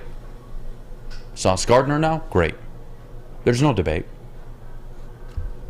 So you can diminish it. You can talk however you want to talk to yourself. Convince yourself that Sauce isn't good. Be my guest. Or that he wouldn't be great in Detroit. But I promise you one thing. Sauce Gardner, 1,000% would be the same player in Detroit. He would be the same player anywhere else. The only position you can argue your success changes based on circumstance is quarterback. If Patrick Mahomes shows up to the 0-16 Cleveland Browns team, he's still kind of Patrick Mahomes, but he's not this version of Patrick Mahomes. Right. The quarterback position, you can argue that. Not for defensive players. Not for wide receivers. Justin Jefferson is Justin Jefferson anywhere he goes. Amon-Ra St. Brown is whoever he is, wherever he goes, if given the opportunity. So I don't want to hear it. Aaron Donald is Aaron Donald wherever he goes. So stop the nonsense. The Defensive Rookie of the Year, they got it right. Defensive Player of the Year, by the way, Nick Bosa, you called it before the season. Yeah, rightfully I went so. with Joey, you went with Nick, by the way, good job. Offensive Player of the Year, rightfully so, Justin Jefferson. I think there was no doubt there. No, we called that, from a mile away. That was easy. Yeah, he deserved MVP, I think rightfully so, Patrick Mahomes. Jalen Hurts, a good second. I think he deserved to be in that conversation.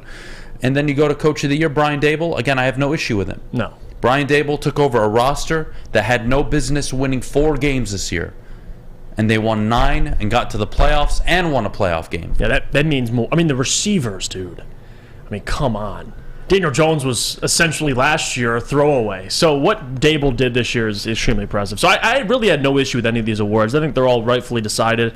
MVP, we know Patrick Mahomes. Like you said, Brian Daboll. I know Nick Sirianni was in that conversation, but what Daboll did with that roster deserves all the credit. So I have no problem with any of these awards. And then we had both Jets win the offensive and defensive rookie of the years. And then we had the moment of the year, obviously Justin Jefferson's catch against Buffalo, which rightfully so. So no problem with me. No argument here. All right, fair enough. Here's what we're going to do. We're in transition a little bit. But, by the way, preview for next season. You think Aiden Hutchinson legitimately contends for a Defensive Player of the Year award? Not next year. Nick Bosa, Micah Parsons, Garrett, I mean, you got to get Myles Garrett, 17 sacks. TJ Watt. You know, you got to be I mean, up it's going to... Well, let's talk about that for just 2 minutes. Super early projection for next year. If I were to tell you, give me Aiden Hutchinson's second year in the NFL, statistically, what would it be? I'd say double-digit sacks. So he reaches that number I would this year. say so. I would agree. I would say 11 and a half. I would agree. I yeah. would take that. I don't think he'll get 3 interceptions again. I think that's ridiculous. But everything else, he's fair game, man. Yeah. I'm looking for 11, 12 sacks. That'd be nice. Yeah, the game's slowing down a little bit for him. So, and you add more talent around him. Yeah, I'm not worried about Aiden. What do you had 9.5 this year? He'll get to double-digit next year. I believe that. James Houston will be in the talk for Defensive Player of the Year. James Houston's an odd one, man. I mean, dude, if he played 17 games, he'd have, 18 sacks? Yeah, we say that, but... And I'm not saying he would, but that's kind of on the sample pace. size. Yeah. He was on pace, yes. On pace. I don't know what I think of James Houston, to be honest with all of you. I'm not going to sit here and anoint him, because he was only really on pass rushing downs. He was an effective pass rusher. How does he develop in the offseason? Does he get late? I don't know.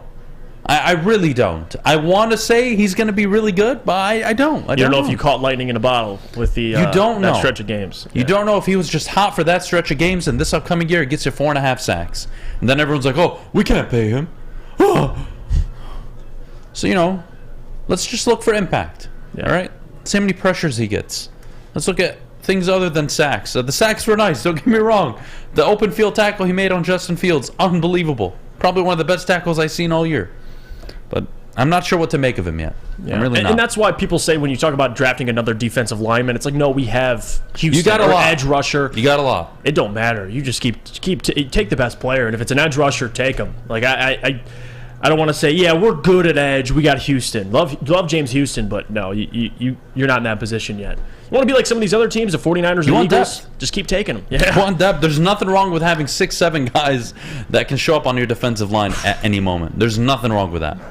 That's what the Lions were really good at, by the way, once upon a time. I think people forget we had a top 5 defense ever, statistically, in NFL history. And the pass rush. And it was because of that front 7. Yeah. Mainly. Forte. Yeah. Dude, that defense, they could take plays off and have stud players out on the field. Depth matters, man. It really does. Kirby Joseph, 10 interceptions next year. 13 if Aaron Rodgers sticks around in Green Bay. You know what? I got to say, Kirby Joseph, man, that was... You know, we talk about Malcolm Rodriguez and the nice story he was. But, you know, third round, walking in, a tough situation. Tracy Walker goes down. To be the player, the ball-hawking safety he was year one. So very happy with his performance this year. So, shout out to Kirby Joseph. Unbelievable. Unbelievable first year. Can't wait to see what his second year looks like. But when we get back to the Super Bowl, and then we'll get to Super Bowl predictions, our scores, and of course our bets at 9:41. But before we do, I got to tell you about my good friends over at Lady Jane's Haircuts for Men. Open 10 to 8, 7 days a week, walk in anytime, no appointment necessary. They're awesome stylists. Will take care of you like they take care of me. So what the hell are you waiting for? Go get your haircut, your beard, everything taken care of with our good friends over at Lady Jane's Haircuts for Men. Lady Jane's, it's wicked awesome.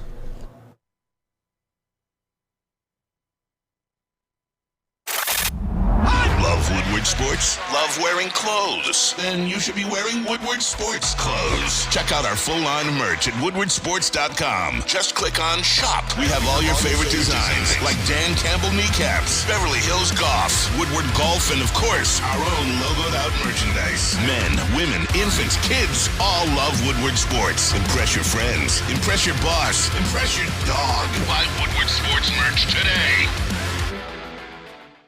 The Sports Marketing Agency would not be who we are without great community partners like Higuera Health and Carol Zuniga.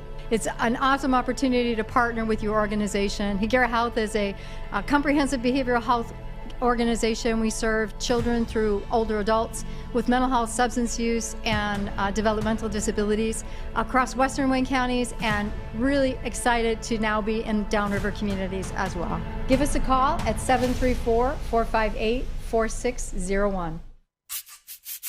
You don't have to go to the beach, man. You don't have to get your butt crack full of sand. You just need a little chili peppers, man, to get that glowing beach chili peppers tan. Woo! With 26 locations in the Metro Detroit area and more coming, Chili Peppers Tanning is where you'll find the cleanest salons in the D.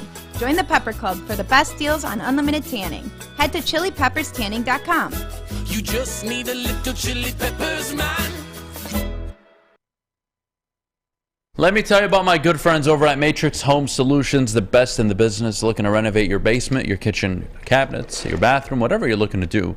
The most professional and organized contractors in the business. A+ rating on the Better Business Bureau. Give them a call, 888-594-8844. That's Matrix Home Solutions. We are back here on the Morning Woodward Show, live, woodwardsports.com, baby! And you know what? I'm going to enjoy this one. I'm going to enjoy this. It's the last time we get to talk about a football game until September of this upcoming year. It's going to be a minute. So I want to soak it all in. Yeah. I'm going to miss football, but... Come to my side. I'm not watching fucking cricket, Fish. That's not football, dingbat. Or darts. That's not football. Or soccer. That's... There you go. That's one of them, one of many. You watched the... What am I going to do with you? You watched the CFL, though. Oh, how do you not? Starts Nobody's in June, watching the CFL, the XFL, or the USFL. No, CFL's good. The XFL and the USFL are questionable. By the way, XFL, I believe, starts next week. Oh, I didn't know. Who's gonna I did not even know that, to be honest. Who's going to tap in? Nobody. Hey. No, there'll be people that'll tap in. Nobody. I may watch the first game. Players that are playing will tap in. That's about it. Okay, if high school sports are popular, XFL will be popular.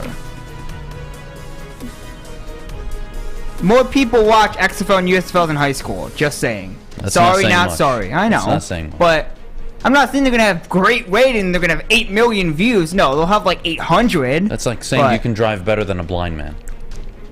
Well, that was that a good comparison? Well, why are you laughing? That wasn't a good comparison, though. Yeah, it's a great comparison. Well, it's questionable. Excellent, actually. I don't know about I mean, it's okay.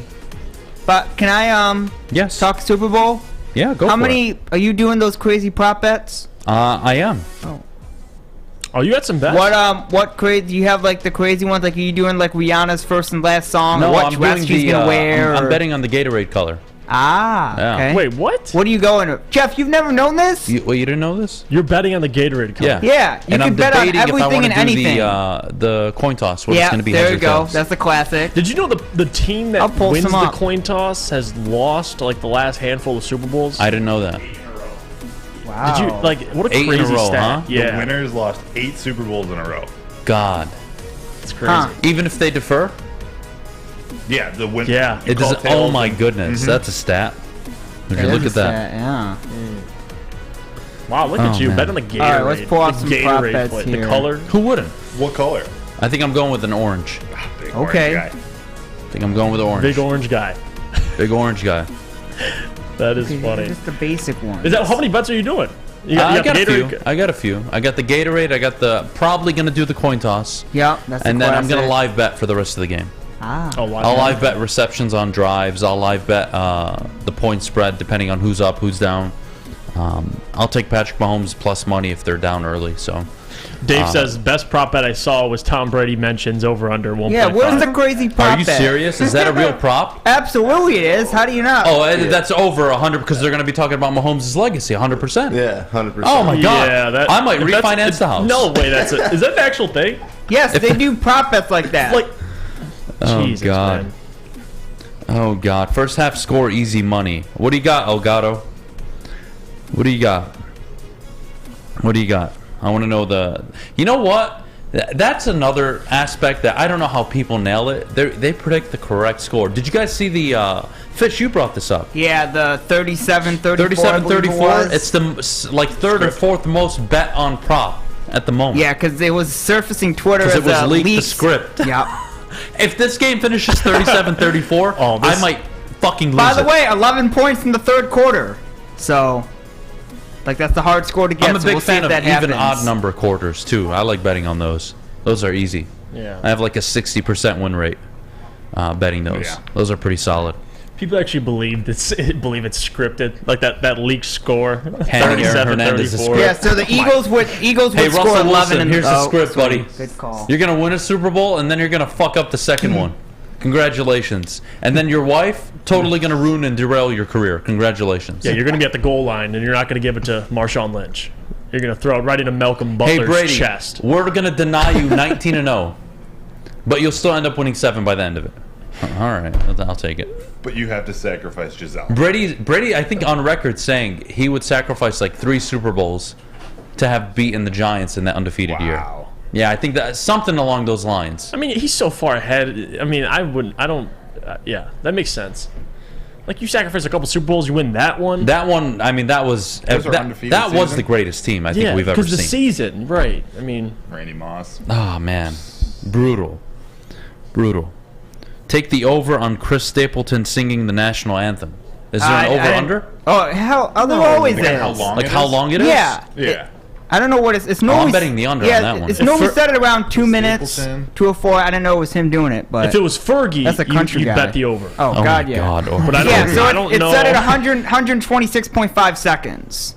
Okay. Fish, are there halftime wardrobe malfunction bets? Well, No way. There's Oh, definitely. no, I'm not doing wardrobe Well, malfunction there's definitely bets. the classic, the first and I last don't song think we're ones. seeing any tits, boys. I don't think it's gonna happen. I cannot. I can't believe these are real. Well, there's definitely the song ones. What's her first and last song? That's always a popular one. Which, if any of you care, Diamonds at plus 220. This is the first one. Don't Stop the Music's plus 225. That's the first one. Okay. Where's the last one at? It's a good song. Guest appearances. Who will be her guest appearance? Well, Jay-Z minus 250. Drake minus 200. Calvin I think Harris minus Jay-Z's a 200. given, given his relationship with Rihanna. Do you think Drake's gonna I walk think out there? Jay-Z is a given. I think that's an easy bet. Okay. DJ But I Khaled also at don't plus want to be giving 200. advice on singing. So what do I know? Jeff, I hate the you want halftime to comment? show, by the way. You said DJ Khaled. Yeah, DJ Khaled plus 200. Fish, ASAP please Rocky do not allow him to get up 200. there. Kendrick Fish, Lamar. I hate the halftime show, by the way. Why? I think it's the dumbest thing in the world.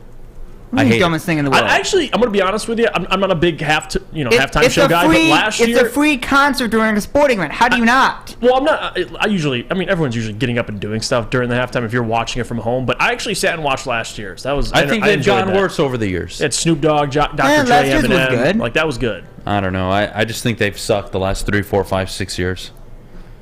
What do I know? Okay, well, you're a music guy though. You listen to music. Is there a certain type of music that you want in the halftime show? Do you have the odds in front of you for the people that would be brought on with Rihanna? Yeah. People are in the chat are saying Chris Brown. What's Chris Brown on there?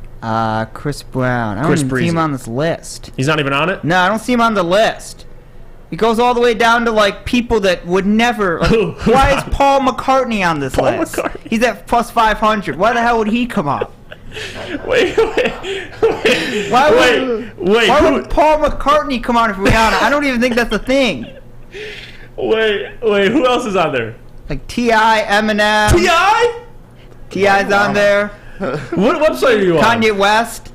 Kanye West on there. There is plus, no plus way 400 in hell Kanye West on there. Kanye West is getting on that stage.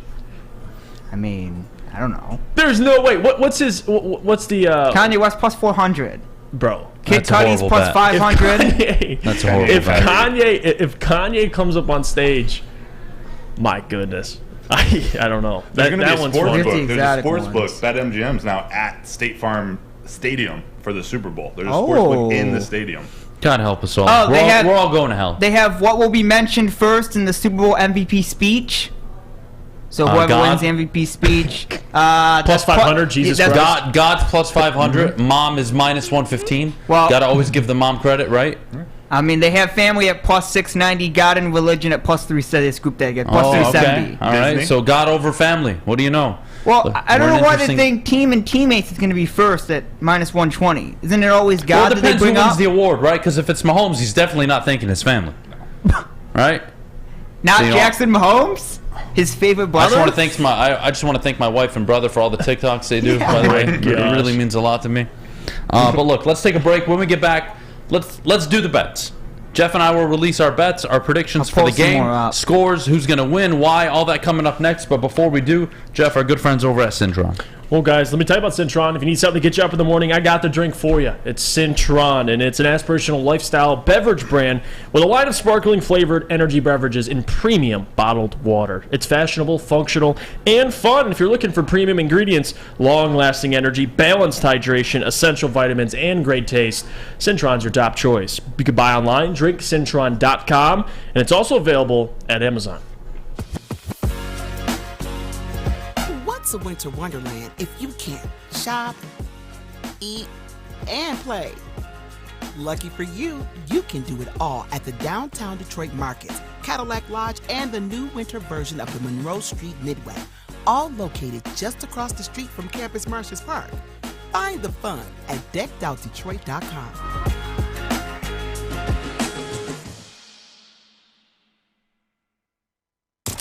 Woodward Sports loves sports, and we also love to party. Join us for the big Super Party. Wait, we can't say Super. We really can't say. Come join us at our Super Party on Sunday, February 12th, from the only place that can handle a Woodward Sports Super Party. Well, our Super Party will be at Flight Club on Michigan Avenue in Inkster. Join us for a live pregame show and watch party with the crew. Enjoy a halftime buffet, DJs, the Woodward Sports family, and more entertainment. You don't want to miss the big game with Woodward Sports. Get there early. This event will reach capacity. Come celebrate the Lions season. Enjoy the final game of the year in style. See you Super Sunday at Flight Club. At least the party will be uncensored. And the Eagles are so much better than the Eagles. Tell you about my good friends over at Custom Health Centers and the work they've done with Ryan Ermanni. He's lost so much weight, and I'm so very happy for him. Dr. Jason and his excellent team have really changed Ryan's life for the better. Like I mentioned before, my brother's on this, and I can't wait to see the results over the next few weeks and share it with all of you. But is he going to look what like are you that? waiting for? I hope so. Okay. Because he looks like, you know. So, 844-789-8446. That's the number. Give them a call and change your life for the better. We are back here on the Morning Woodward Show. Jeff, you guys want to do bets first, and then we'll give score predictions? Yeah, let's get the bets out. All right, Fish, I'll let you start your exotic prop bets. Go for it. Well, I'm looking. Here we go. They have cross sports prop bets, whatever that means. I don't know what cross sports prop bets means. Here we go. Let's see. They have the halftime. Oh, they have, does Rihanna fall down on stage? Yes or no? Does she fall down on stage? So, if you want to go with that one, let's see. No is minus 1,000. So, assuming she's not going to fall. Minus 1,000? Yeah. That's like heavy. They probably do that because you've seen in the past that some like start like really high on like rafters and then they like go down or whatever, so they're wondering if she'll fall. Sunglasses on stage for Rihanna. Let's see other ones. What are your favorites? What do you bet if you put money down? Which ones are you choosing? Tell us. They have Jason Tatum points minus 6.5. The Chiefs are Jason Tatum. Wait, what? That's the What? thing. It says Jason Tatum points. For what? It doesn't even say anything. It just says Jason Tatum points from February 12th, which is the Super Bowl day. What? It's plus 6.5. Is Jason Tatum playing in the Super Bowl? No. They even have. They even have, with me? They have the Pistons points at minus 30.5. What is that, Fish? What is over going on Travis right now? This is a real thing. Hold You up. can bet these things online. Come over here and read Jeff, these. please go confirm. Come over here and read these. I think you're a fucking idiot right now. It's got the He's not Detroit lying. Pistons. It just doesn't make any Detroit sense, Pistons minus 30.5. Travis Kelce receiving yards plus 30.5. It's the real thing. There's Tatum. Hey! There's Tatum up top. He said 88. Tatum's up top there. It's because it's cross-sport betting. Well, yes. Part of that. Fish, you're a fucking idiot. Mute this What do you kid's mean I'm mic, an idiot? for God's Okay, sake. but- Oh my God. but- Wasting my time here. What do you mean? Where's Just the other ones? shut up. Just shut up. Damn it! All right. But they're the real bets you can bet on. Fish, I think it's asking you what were you betting on over the other, like the Pistons doing whatever you just said, or the other thing. Well, yeah, that's betting. I don't Those know. are bets you can make. You can bet on that.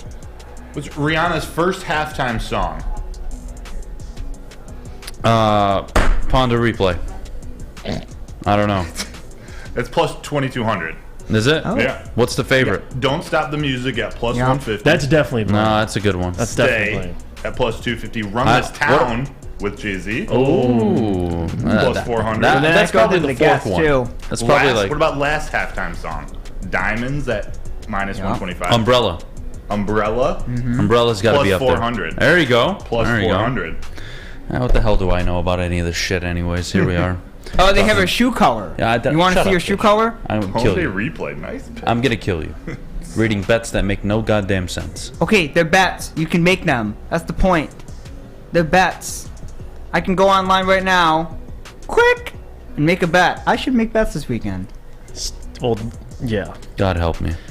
Fish, I love you, but I don't, that was confusing. It But really- they're real bets. That's the point. Fish, I hate you. Sky Killer, welcome to the Woodward Sports crew, buddy. Thanks for joining.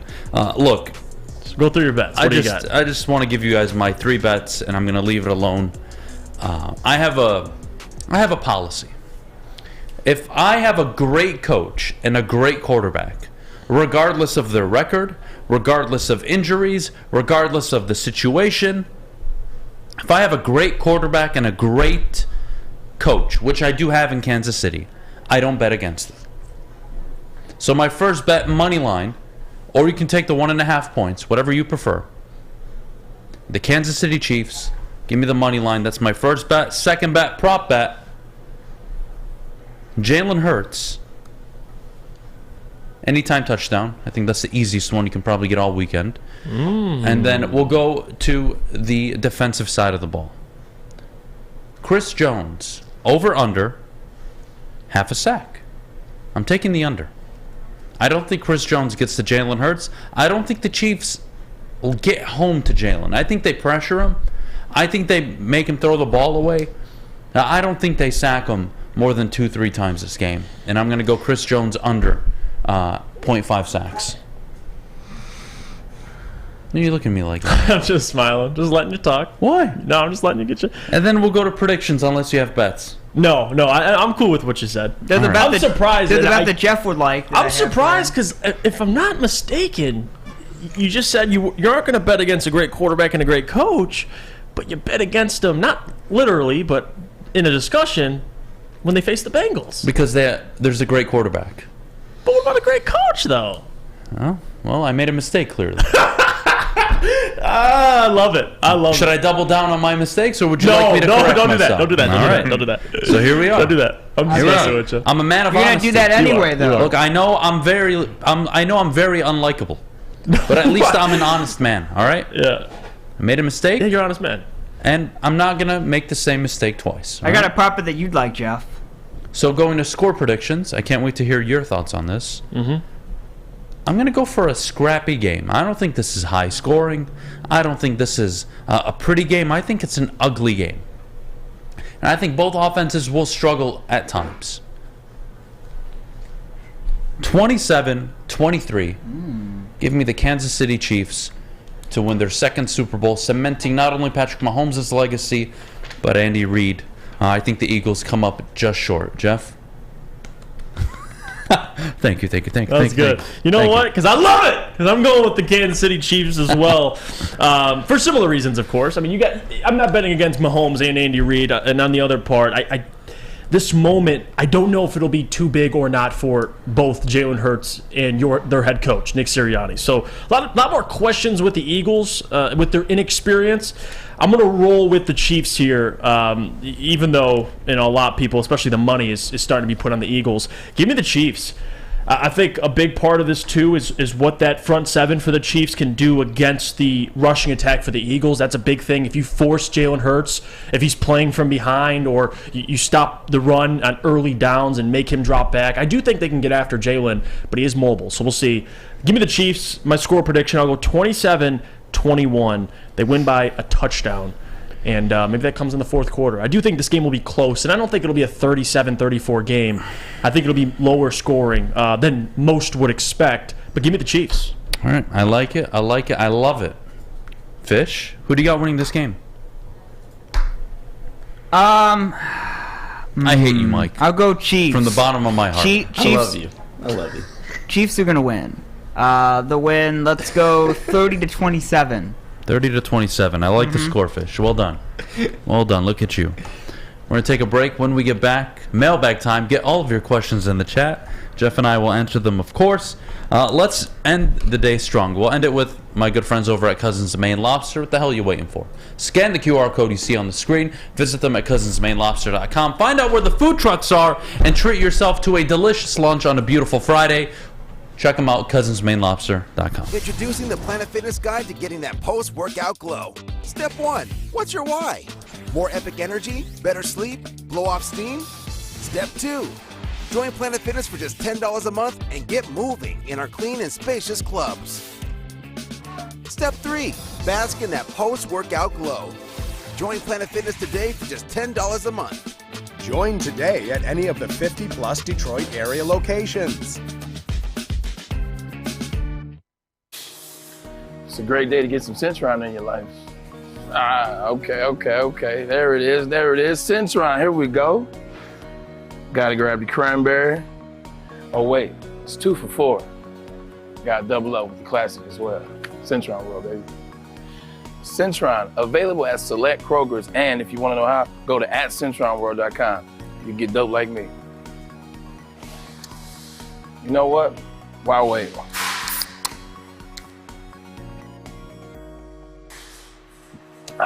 Great taste, guaranteed.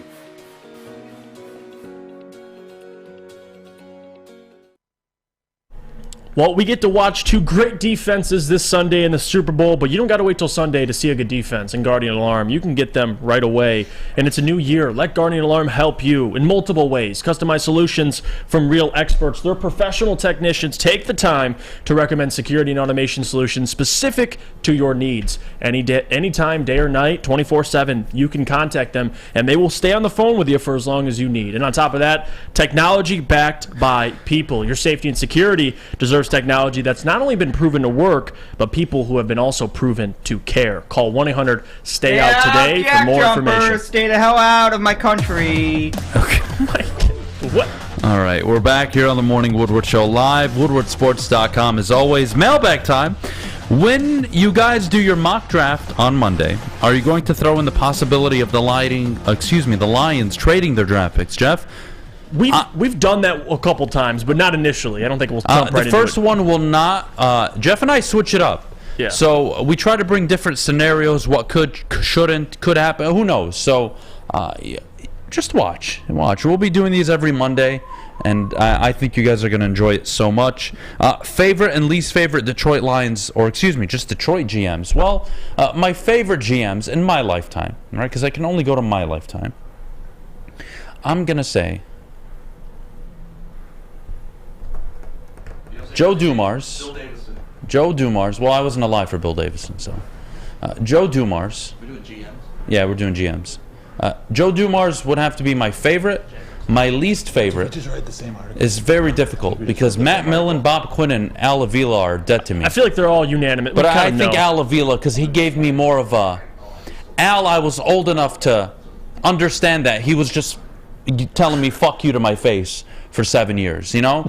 Matt Millen, I was a bit young. I really didn't know much.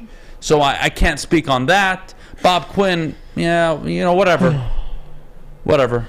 Now I'm going to go Al Avila. Al Avila to my face said, go fuck yourself. So I take that personally. Yeah, that's pretty important. Man Bear Pig says, Mailbag, keep the Money Badger or draft Moody in the 6th round? Where are you at? I would say draft Moody, honestly. I don't mind it. I think if you want to, because listen, Badgley's good, good enough, but you at least got to find a long-term solution at the kicking position, whether it's Badgley or not. I like Moody though, man. He's the best kicker coming out, and I would love him. I would love him for the Detroit Lions. MF Jester, Jeff, on a scale from 1 to 10, how worried are you about the Pistons' future? I wouldn't say I'm worried, but if I had to give you a specific number, I'd probably say, if 10 being the most concerned, I'm probably at like a 5. Like I'm kind of tweening right now. I'm still skeptical, but also love the amount of young talent that Troy's been able to kind of collect. So I could go either way. All right, here we go. And Andrew asked, Mailbag, what are your expectations for Goff next season? 4,400 yards, 28 touchdowns, 10 interceptions. I don't expect much of a change from this past year to the next year. And give me the same Jared Goff, and I'd be very happy. That's it. Honolulu Blue Sparty asked, Mailbag, is there a chance Weaver did the trade to give more flexibility to pull off a draft day trade to move up for Wemby or somebody else? You never know. Like, that's what Troy Weaver's kind of proven so far is, he'll make moves you don't expect. And, collecting more possibly attractive assets, I'm never going to hate. We just got to let this thing play out. And if we're talking about this in October and it didn't go right, we can talk about it. But until then, just let the man work. And we'll see what happens. They have a printable prop bet sheet you can print out. I'm printing this out. How do you not?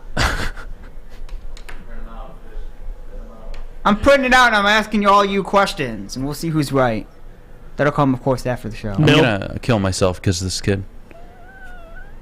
What am I going to do? Okay. Go ahead. Skipper asked, do you guys think that Jamal Williams will go to Carolina to play for Staley again rather than stay in Detroit? No, he's staying in Detroit.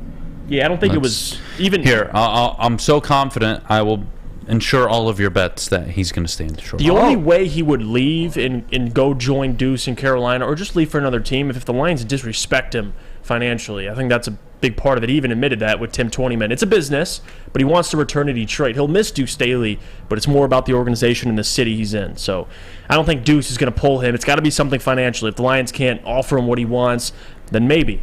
But I don't think that'll happen. I think he's returning. Mailbag Andrew asked, besides the Joker to Denver, do any NBA players ever come out of the second round of the NBA draft? It's not as common. I mean, I'm not going to sit here and say it's like the NFL draft where you can find talent later. Usually, you got to be in at least the first round to have a higher percentage of hitting on your draft pick. So I think if you're drafting in the second round, you're kind of just looking at potential. And Jokic worked out. Doesn't always work out like that. Guys, what do you think of this parlay? Chiefs -1.5, under 57. Hurts to throw an interception. McKinnon touchdown. Islam to win in under 3.5 rounds. It's plus 26-16. It's a packed up parlay, but I kind of like it. I like everything except the under. Under 57?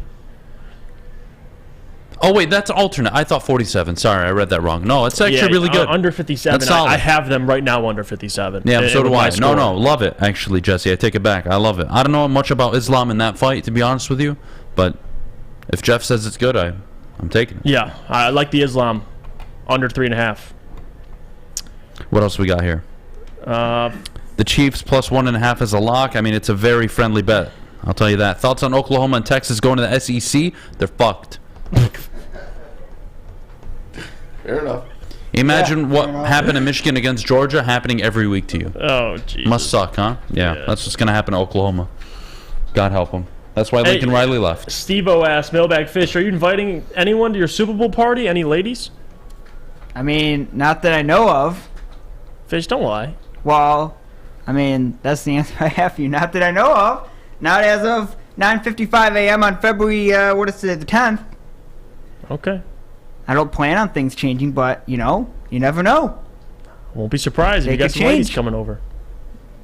Possibly. I don't know. We'll find out at 6:27 on Sunday. Should NBA players get full pay when they don't play?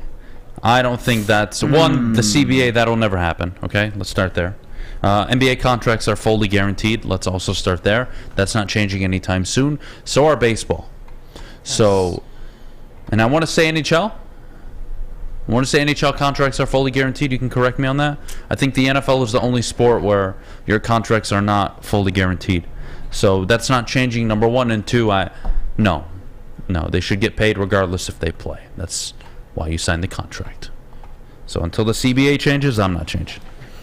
Don't you think it's funny to see how Eagles fans just think they are going to win with ease? Honestly, Jesse, I would love to be in that situation, but I don't blame them, man. And that's Philly, too. Like, They should be confident because they've steamrolled everybody. And they're the first team in NFL history to score 30 and give up less than 10 points a game in the playoffs heading into the Super Bowl. I mean, they're dominating teams right now. Philly fans are just different. All right, let's see. Yes, the Wings just finished paying Franzen. All right, so there you go. Yeah, they're fully guaranteed. I knew that was a thing. Tim asked, did you already answer this question, Mailbag? Will you guys be live for the Super Bowl? Yeah. We will be live. It will be live pregame show from 4 to 6, and then from 6:30 throughout the whole entire Super Bowl, there will be a watch party with the team here at Woodward Sports. So you can come by, check us out, and enjoy. Let's see what else we got here. Oh, my goodness. This is an interesting one. Oh. This is an interesting one. I don't know how I feel about this, Jeff. You ready for this? Sure. Let me hear it. Do you draft Jake Moody? Yeah. 100%? Yeah. Make it a priority? I mean, he's not like one on my draft board, but, 6th round, if he's there, yeah. 6th, 7th round. I don't mind drafting a kicker. I'll take him in the 5th. Oh, scoregami! I have no problem with that.